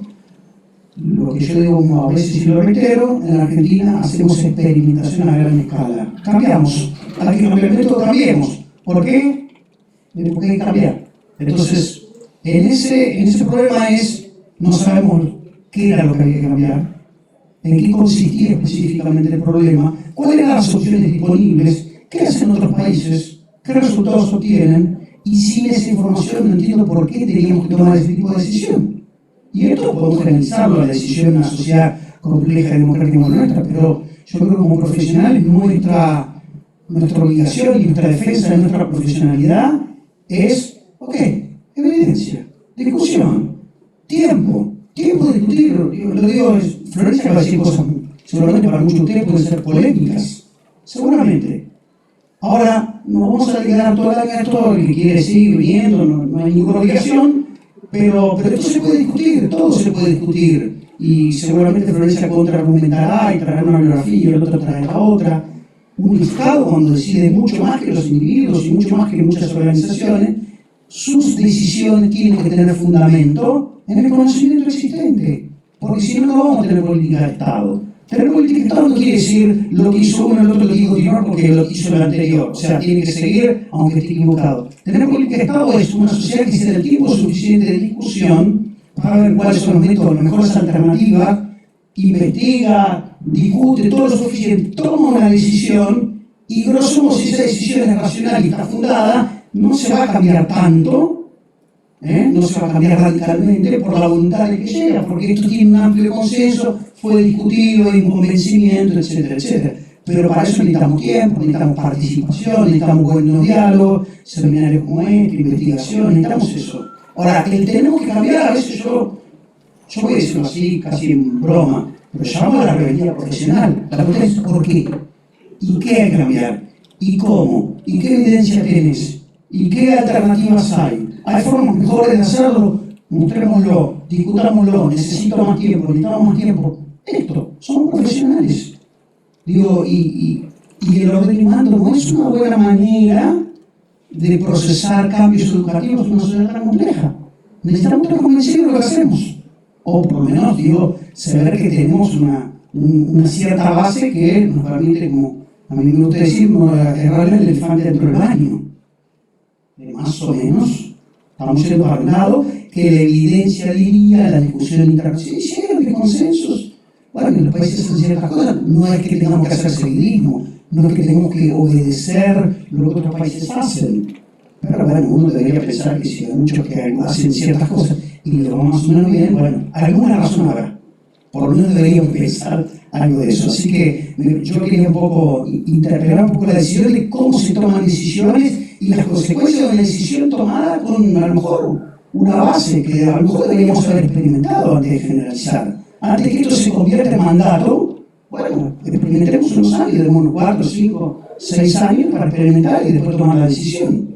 ¿Sí? Yo voy a tomar 2 puntos. Primero, el de la letra, porque me parece súper interesante. El mundo no es imprenta mayúscula. Cuando nosotros no hay ningún estudio, ninguna evidencia que diga que los chicos necesitan imprenta mayúscula para aprender. Eso es una idea que tiene que ver con que el trazo es más fácil, como el palote. El problema es que, como decían ustedes, si yo tengo toda una imprenta mayúscula, no hay nombres, no hay oraciones. También es cierto que la currícula argentina, en general, los puntos, las mayúsculas y las oraciones llegan como en 4º o 5º grado. Con lo cual, que sí. Después lo veo. Y ya lo critiqué en su momento. Eso sí. Entonces, pero el problema, más allá de que no existen las oraciones ni los nombres propios, después enseñamos sustantivos propios. Pero no, de la mayúscula para todo con mayúscula. El problema es que los chicos que aprenden solo con mayúsculas no pueden leer nada, son analfabetos funcionales. Este es el problema. Como dijo Mariano, nada está escrito en imprenta mayúscula todo. Y somos uno de los pocos países del mundo, aún todos los países de Latinoamérica. Yo trabajo bastante regionalmente y uno dice imprenta mayúscula, que miran todos a los que le va más o menos igual, más o menos peor, más o menos mejorito. Nadie hace esto. Es decir, las editoriales que editan acá tienen que decir, bueno, no, tenemos que hacer los libros de primer grado, segundo, todos con imprenta mayúscula. Y se miran como cara de decir, ¿y por qué? La realidad es que la lógica del mundo tampoco es la cursiva. La lógica del mundo es la imprenta lista, mayúscula y minúscula. Eso es lo que se usa en casi todos los países del mundo. La idea de que la cursiva favorece el aprendizaje es una idea. Tampoco hay mucho estudio, Stalin García en un libro lo plantea, pero hay un problema de evidencia empírica. ¿Vieron la lista de los mejores países de PISA? Vayan a preguntar si usan la cursiva. Entonces, la cursiva corresponde, el sistema educativo se modernizó poco en relación a lo que se modernizó la cultura y las sociedades. Y la cursiva es una muestra de esto. La cursiva era un momento donde uno le mandaba cartas a la gente, todo lo que hacía se hacía en manuscrito y debía que ser prolijo para que el otro lo pudiera leer. No había, después estaba la imprenta, pero en realidad uno, ¿cómo te comunicabas? Mandabas carta, escribías una nota, el cuaderno y los que son profesores universitarios, a que lo saben, mandan todo truco y si alguien me manda en papel, digo, no, pasalo, tipealo.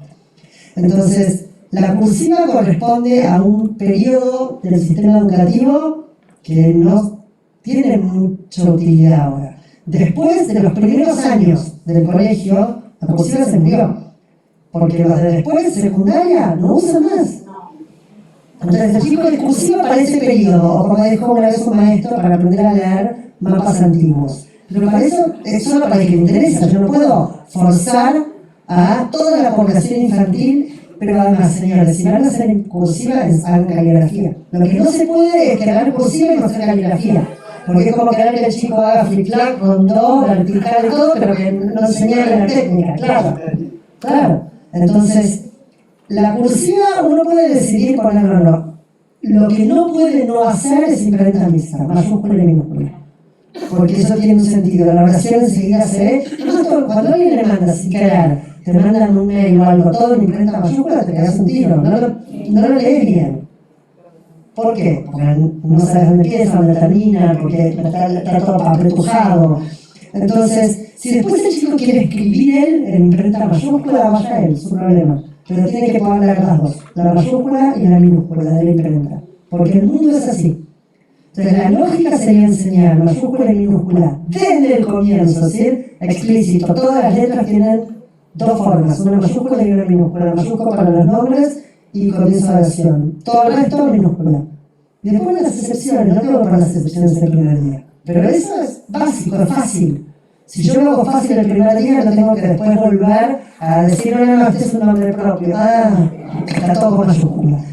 Por eso, una cosa es lo que se enseña, otra cosa es que el chico prefiera escribir de una forma u otra, uno tiene que tratar de que escriba en mixta, porque es lo que es más simple. Y las pruebas de velocidad en la escritura, justo había estado con una colega que habían hecho unas pruebas estadísticas, los chicos escriben más rápido en imprenta mixta, es decir, mayúscula y minúscula, que en cursiva, o en imprenta mayúscula. Imprenta mayúscula es más difícil.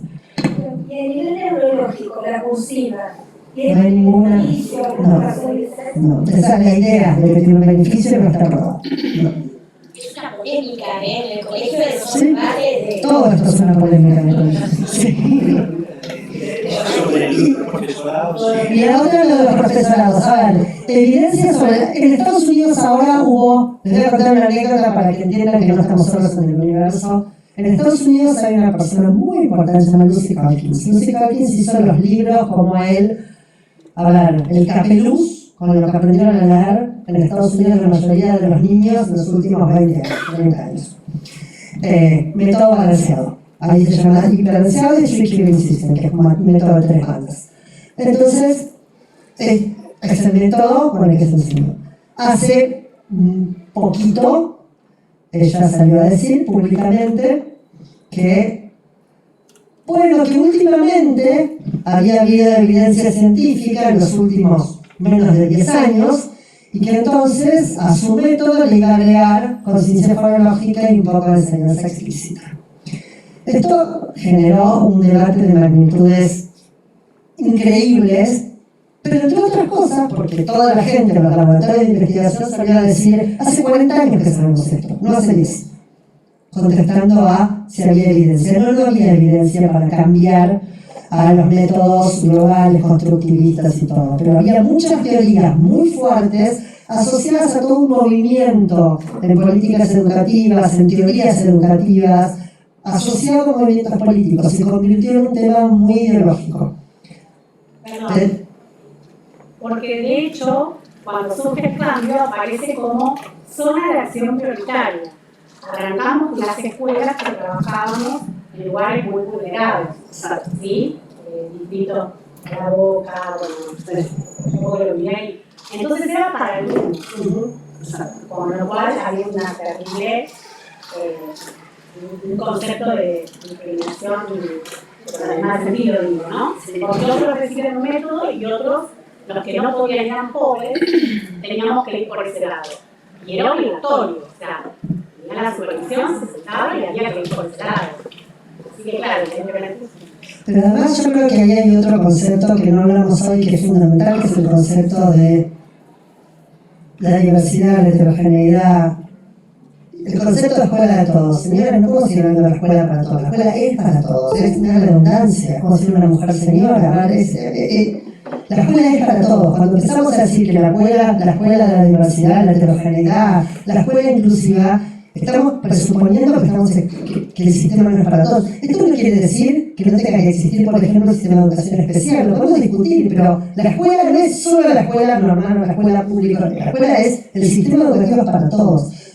Cuando empezamos con esto que inclusivo, para todos, heterogéneo, yo les pregunto, hago el ejercicio, ¿qué es la diversidad? Y vamos a tener, hay 150 personas, 150 respuestas distintas. Entonces, no puede ser que tengamos un método para los pobres. Ahora, es una situación, es políticamente delirante y es costosísimo y además presupone que la pobreza no tiene solución y que el que es pobre nació pobre y muere pobre y que el sistema escolar tiene que ser distinto porque el pobre no puede aprender porque es pobre. Es una locura absoluta. Pero además, cambiando lo que todos los estudios muestran que aún y en las zonas con los niños con más dificultades y cuanto más complejo es el ambiente, más recursos necesito y más estructurado tiene que ser. Entonces es al revés. Una pregunta sobre el profesor que Ah, era sobre... Recordá la pregunta, por favor. ¿cómo se enseña? ¿Por qué se enseña cómo se enseña? En los profesorados. Lo que es cómo se enseñan los profesorados es un modelo a seguir luego como el futuro docente en el aula. Hay una infinidad de profesorados. Sí, a ver, me parece que no tenemos que prejuzgar, digo. La verdad es que a veces sabemos poco. Nos guiamos por nuestra experiencia inmediata y por lo tanto generalizar es difícil. Creo que hay una diversidad de situaciones y nuevamente insisto, tenemos que poder tenemos claro con datos ciertos efectivamente cómo se enseña a enseñar la lectoescritura. No me queda claro, estoy seguro que va a haber una mezcla de diverso tipo, ensamblando cosas y quizá el gran problema es que no sabemos del todo bien qué es lo que estamos haciendo en forma agregada, digo, cada uno sabe más o menos lo que hace, pero agregadamente quizá no lo sepamos, es bastante opaco esto, porque yo creo que ha faltado bastante reflexión o compartir efectivamente lo que estamos haciendo. Y yo creo que eso es también el espíritu de este seminario, digamos. Uno puede compartir o no alguna consideración, pero lo que sí yo creo que vamos a compartir es que necesitamos poner sobre la mesa las prácticas reales, las políticas reales, las decisiones de política y ver lo que sucede todos los días en las aulas y también en las aulas del profesorado. Nosotros, por ejemplo, cuando armamos el profesorado de primaria de aquí de la universidad, que empezó hace un poquito, el año pasado, decimos que una materia explícita de la alfabetización inicial. Hay 3 materias dedicadas al tema de lo que sería la lengua, la literatura o las prácticas del lenguaje, como queramos llamar, pero una dedicada explícitamente al tema de enseñanza de la lectoescritura, el método, el problema, etcétera, etcétera. Tiendo a pensar que esto es un tema que se ha difuminado, digamos, y que no se le ha puesto la centralidad y el tiempo y la importancia que requiere. Y me parece que eso que se comentó recién es esa cosa de que a lo mejor el que llega más, el joven que llega al pueblo, la maestra joven o el maestro joven, normalmente se lo tira en los primeros años, en una decisión sumamente equivocada, que es que ponemos a los menos expedientes en el lugar más difícil o en el lugar más estratégico, que es los primeros pasos. Entonces, ahí estamos haciendo algo que deberíamos contarnos qué hacemos, porque parece que en realidad es casi un castigo, ¿no? Porque esos jovencitos es el principio, digamos, del colismo, del ejército. El más jovencito le tiro la tarea más fea, supuestamente. Con lo cual, uno pensaría qué nos pasa con los valores de la importancia educativa de lo que estamos atribuyendo a los primeros grados. Anda ahí donde tenés que trabajar más o tenés que trabajar más duro. Nada, no voy a jugar sobre eso, pero creo que son reflexiones que tendríamos que hacer. Y eso también les enseña al profesorado, es si no logramos la alfabetización inicial temprana, oportuna, para facilitar el resto de los aprendizajes, el resto pasa a segundo plano. Yo tiendo a pensar que no es un seminario sobre matemáticas, sobre las cosas. Yo creo que el lenguaje tiene una centralidad fundamental. Por lo tanto, si no le damos, digamos, como llave, como herramienta del aprendizaje y del estudio autónomo después de las personas, todo el resto no funciona, o va a funcionar deficientemente, un poco lo que decía Florencia. Nos encontramos, escuchar en los accesos de nivel, los que ingresan a la secundaria, y dicen, bueno, yo lo que recibo son muchos estudiantes, todos, que no comprenden un texto. Bueno, ¿cómo se va a enseñar una disciplina, un área, si la persona no puede abordar un texto? Y el mismo problema nos encontramos también en el ingreso a la educación superior. Es decir, hay un porcentaje de estudiantes que con mucha voluntad quieren, y sin embargo se enfrentan con una barrera, que es su dificultad lingüística, el dominio de la lengua, vocabulario, fluidez para comprender ciertos textos y para escribirlos. Entonces, es una capacidad muy troncal, a lo cual nosotros lo que queremos hacer en este seminario es ponerle la luz, digamos, y que podamos reflexionar entre todos. Sí.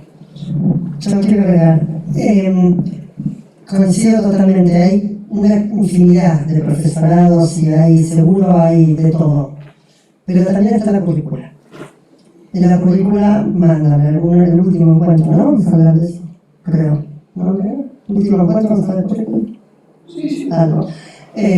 La currícula manda, la currícula dice lo que se debe hacer. Entonces, más allá de la formación, todos ustedes saben que tienen lineamientos y de vuelta, la unidad pedagógica, o si el alumno debe leer en clase en Salta o no. Muchas veces la currícula es mucho más sesgada en lo que no se puede hacer que en lo que se puede hacer, y hay ciertas cosas que no se pueden hacer, independientemente de que sirvan o no sirvan. Entonces, más allá de la formación de los profesorados diversa y todo, el problema agregado sobre todo, por eso yo lo puse al final como parte del problema, que es la currícula merece una discusión en profundidad, porque ¿qué enseñamos? ¿Cuándo enseñamos? Si los chicos leen, si enseñamos las letras en el jardín o no, por ejemplo, si enseñamos todo el abecedario del primer mes del primer grado, no lo enseñamos nunca, porque de a poco, digamos, son discusiones que deben formar parte de la discusión de la currícula, porque determinan el camino, determinan qué esperamos cuando termine un chico de primer grado, que en la mayoría de los países toman pruebas de fluidez lectora, de cuánto leen por minuto al finalizar el primer grado. Porque entonces ya sabes más o menos, y no se te caen por el camino, no es que en segundo te diste cuenta cuando termina el segundo, uy, esta no lee.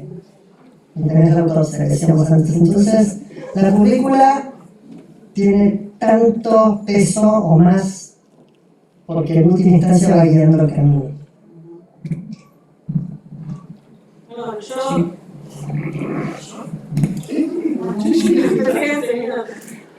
como decía la compañera, lo que quiero saber es si hay lineamientos en el sistema de preparación de los docentes, los futuros docentes, en concordancia con los profesorados y la universidad. O sea, es más o menos parecido a lo que ella decía. O sea, si queremos justamente eso, cambiar la educación, creo que todo tendría que estar alineado, ¿no? La pregunta es buenísima y es bien complicada. Seguro. Porque, bueno, quizás no tengamos acuerdo. Sí. La pregunta era si la universidad, o esta universidad, entiendo, los profesorados y los lineamientos curriculares deberían estar alineados en cómo encarar el problema de la lectoescritura. Aquí sí, la universidad está alineada a los profesorados. Si todos tiramos para el mismo lado en la misma política pública. Si la forma de preparar a los docentes, Sí. digamos, acá el futuro, está alineado en lo que es la educación acá en la universidad con el resto de los profesorados. Bien. ¿Se escuchó más o menos? Sí. Bien. Yo decía que la pregunta es instigante. ¿Por qué? Bueno, posiblemente porque haya diferencias. Bienvenidas las diferencias si es que no nos está yendo bien. Porque si tuviéramos unanimidad y nos está yendo mal, tendríamos un problema. ¿No? Está bueno que alguien diga, hey, hay un problema. ¿Qué tal si pensamos alguna otra cosa o pensamos qué es lo que está pasando, o si no deberíamos recurrir a otras metodologías, otras definiciones de política, curriculares, etc. Ya viene la otra pregunta.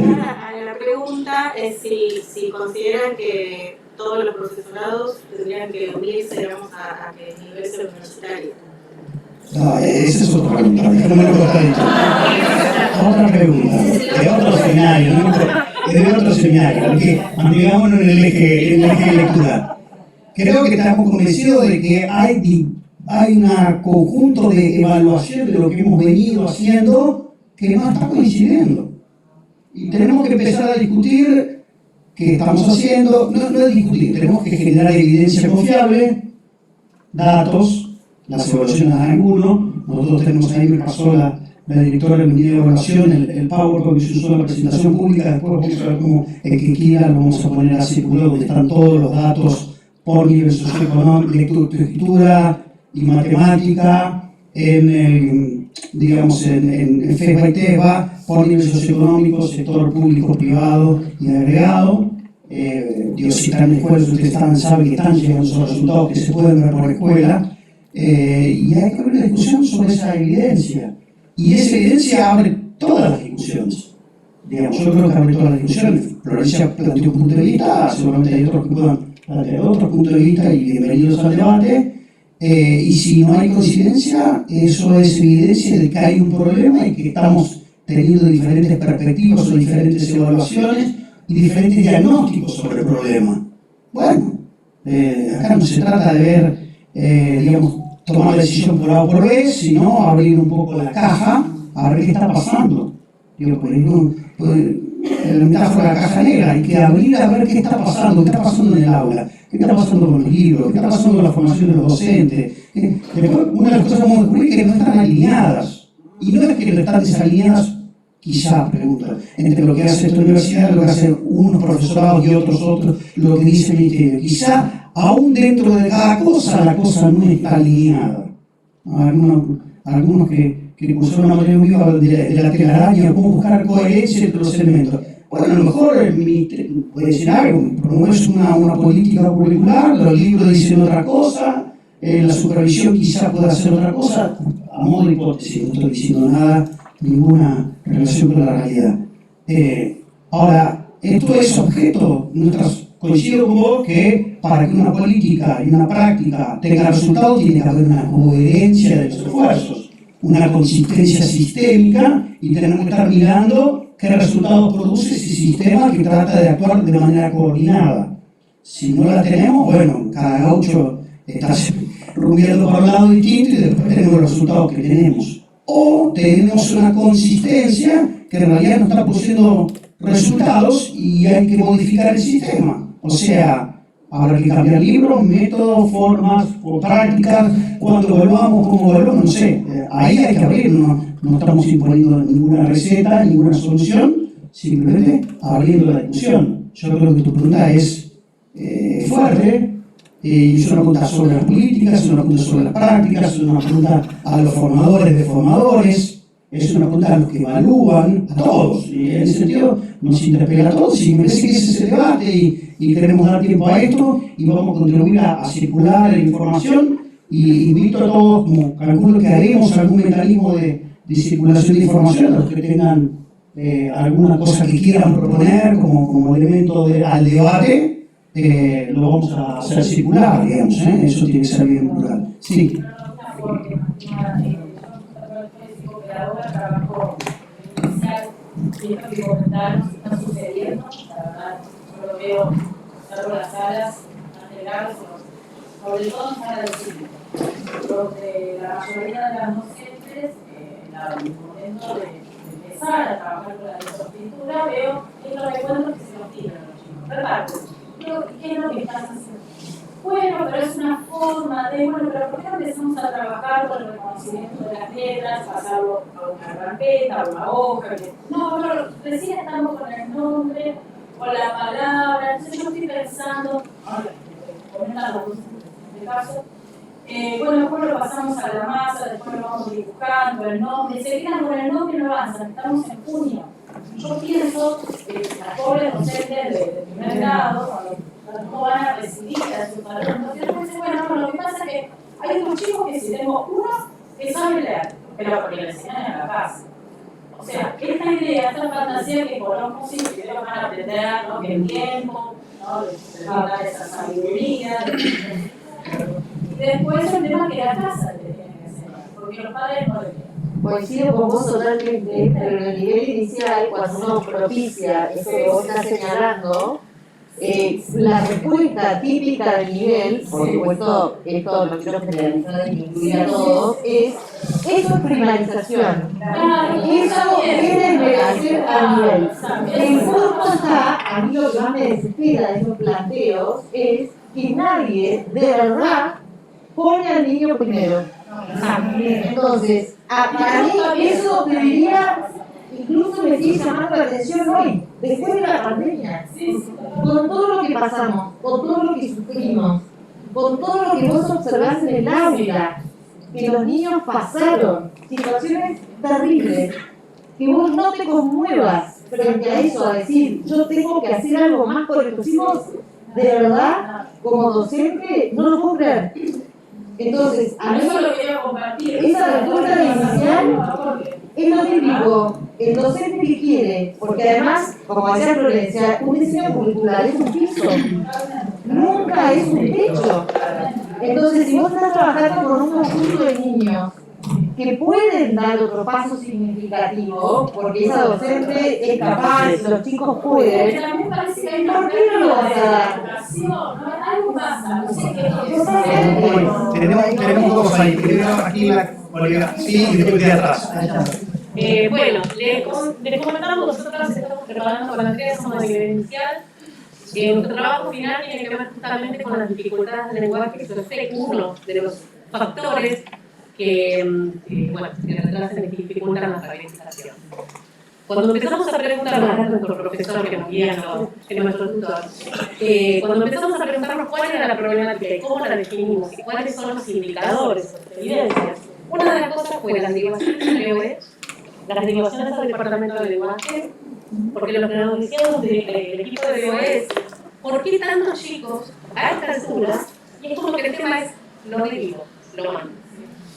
¿Y qué pasa con las prácticas? Entonces, cuando empezamos a formular el trabajo final, con Andrea dijimos, no es un tema de darles una receta, a ver qué hacemos en la inicial, sino un informe técnico, se nos ocurrió, para tomar justamente estas evidencias, estos datos, y que se empiece a procesar qué es lo que está pasando.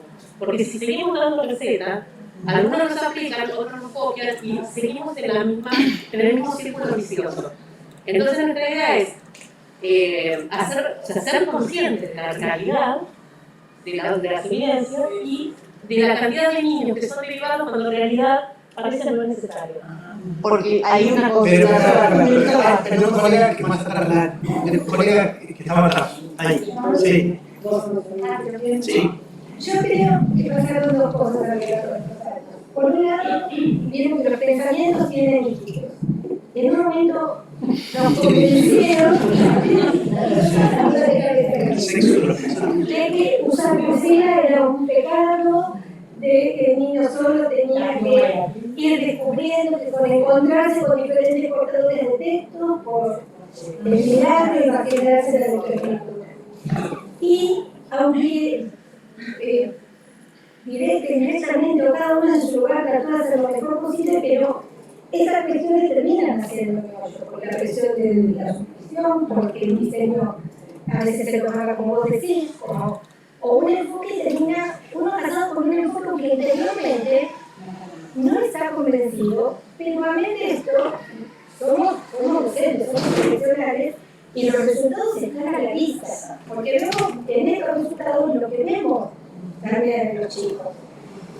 Cuando lo presentan, hace pocos días en el resultado de FEDPA, me llamó mucho la atención que se quiso abrir al diálogo y inmediatamente aparecieron muchas cuestiones, el estado, la situación socioeconómica de los chicos y otros, y la cuestión que no apareciera en la enseñanza. Creo que la decisión, hay una decisión pedagógica, porque no tenemos puestos en el perdón de las políticas, pero tenemos personas en esos lugares para pero en nuestro lugar docente el gran cuestionamiento es justamente la enseñanza que vamos a poner en práctica. ¿Había una pregunta por ahí? Sí, o un comentario. Sí, un comentario.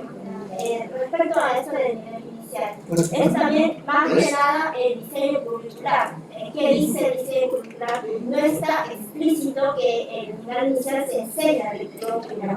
Ahí que solamente debemos acercar el conocimiento. Desde ahí está mal, porque yo soy estudiante de nivel inicial, por eso digo que desde ahí tendrías que cambiar eso para poder mejorar como docentes. Sí, yo quiero tomar y de eso depende de cada docente, como depende de uno como docente, futuro docente. Sí, yo Hoy no se la y en esto de que él dice, una cosa, Bueno, sí, a veces las voluntades. en un círculo. Yo aprovecho para comentar algo que sucedió en la última EMI de mayo, es un comentario nada más, que a mí me dejó pensando bastante, porque a raíz de una charla de debate que tuvimos solas, un poco hablando de gramática, bueno, una colega, una adolescente decía que bueno, que en el nivel primario sucede esto, ¿no? Es como que trabajamos con una metodología que acerca a los chicos y las chicas de una forma no tan estructurada, tradicional como era antes, sino desde otro lugar, que también es un poco esta línea que está trabajando desde el juego, desde lo más didáctico, y que después se encuentran en el nivel secundario con otra metodología, con la tradicional, con la que la estructurada, la metodología de calificación, y que después eso se va repitiendo en los otros niveles también, ¿no es cierto? Porque ustedes ¿cómo llegan al nivel superior? ¿Cómo? Llegan al nivel superior. Y yo estoy pensando, haciendo como una reflexión de ese debate, yo lo resumo, ¿no? Es justamente esto, ¿no? ¿Qué sucede entre nivel y nivel? Cambiando, ¿dónde está la coordinación entre nivel y nivel? Y esto y aparte, ¿no? Cierro.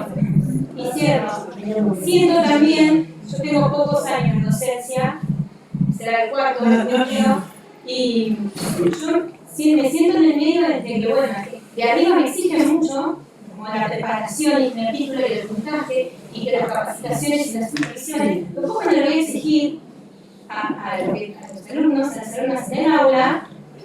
Tengo un tope también de exigencia. No, bueno, pero lo tengo que incluir, lo tengo que esperar, hay un proceso. No puedo poner una R, no puedo poner insuficiente como para decir, bueno, hagamos todo en estas situaciones que necesitan. Entonces, ahí, ¿qué pasa? ¿No? Entonces, a mí me quedó muy marcante esto. Es verdad, bueno, en el nivel inicial, ¿qué se exige? En el primario, ¿qué hago? En el secundario, se puede todo de repente en el secundario. Y en el superior, ¿qué pasa? ¿Llegamos o no llegamos? Bien, hay un debate enorme abierto.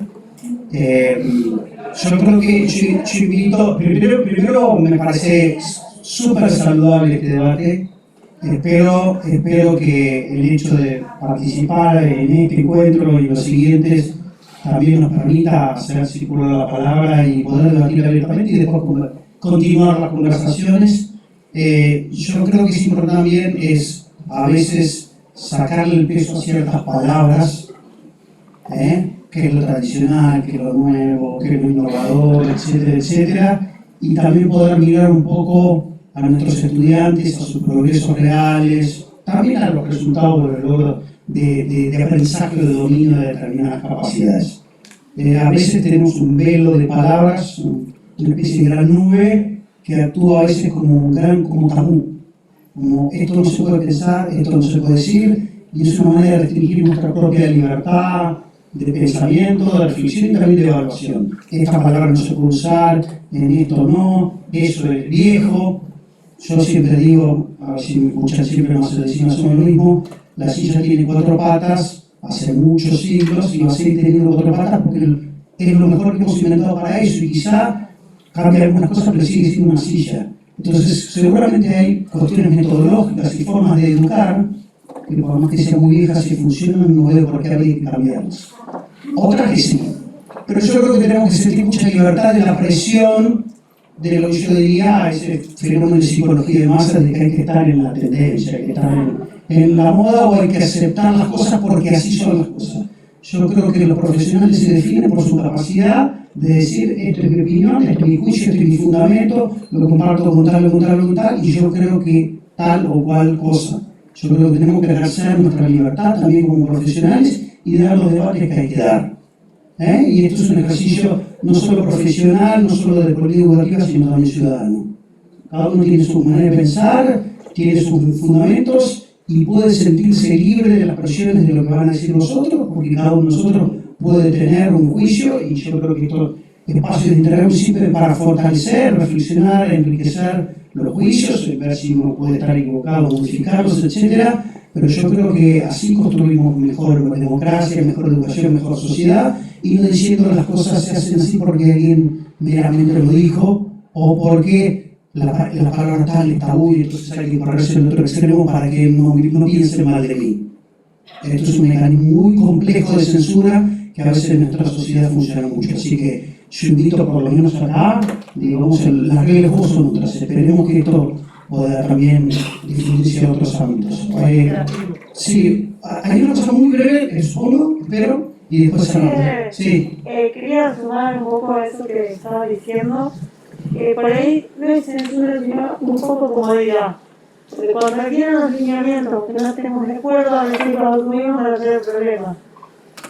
Entonces, como docentes hemos perdido la capacidad de la rebeldía, creo yo, ¿no? La capacidad de imponerse en lo que uno piensa. Sí, yo quiero hacer dos reflexiones. Una, en la línea de lo que hacía Mariano recién del debate y la discusión, pero quiero volver a algo que dijo al comienzo, que me parece fundamental para ponerlo al final de vuelta y no olvidarlo. Una cosa son las discusiones y las conversaciones y los debates. Ahora, las políticas públicas marcan un camino para la sociedad. El ministerio, de lo que fuera, tiene que tomar una decisión, no puede estar en un debate permanente con, en este caso, los niños y la sociedad educativa de red. Entonces, es importante, yo soy de los que creen que un país tiene que tener un lineamiento para el país, no para cada región del país distinto. Y que no puede haber sectores más pobres con escuelas más pobres y maestros que regeneran la pobreza, porque lo que hay se formaron. Me parece que no, y que el desafío es que estos debates después se conviertan en lo que decía Mariano. A nivel de decisiones políticas, son decisiones políticas que tienen que estar fundamentadas y basadas en el mejor conocimiento posible.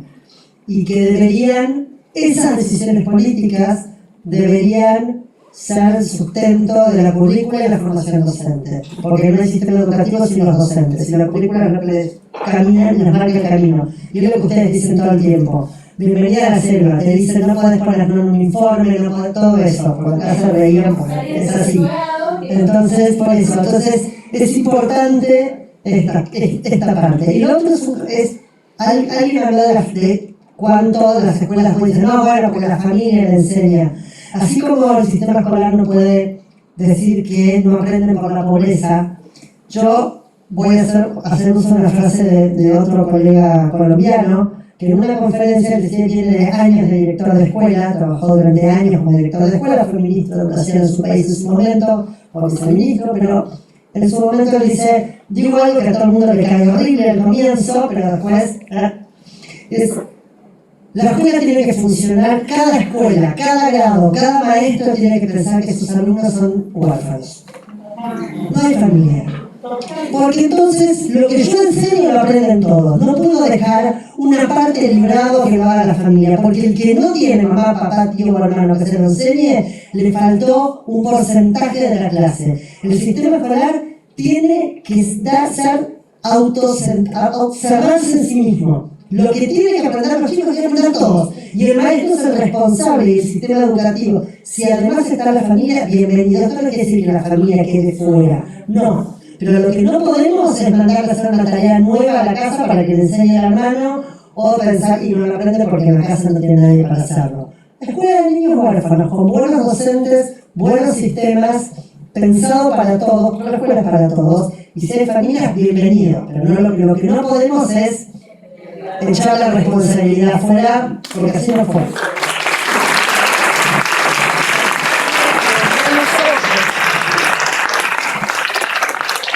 Gracias a ambos, la verdad que, y gracias a todos ustedes por, siendo tan tarde, seguir acá con tanta intensidad y con muchas ganas de seguir, por lo que veo. Solamente avisarles que en los próximos días les va a estar llegando la información de la charla que tuvimos hoy, los materiales, y vamos a seguir en contacto en el mail con el cual nos hemos ido contactando para las próximas reuniones y todo el material o consultas que ustedes necesiten, nos escriben ahí. Muchas gracias.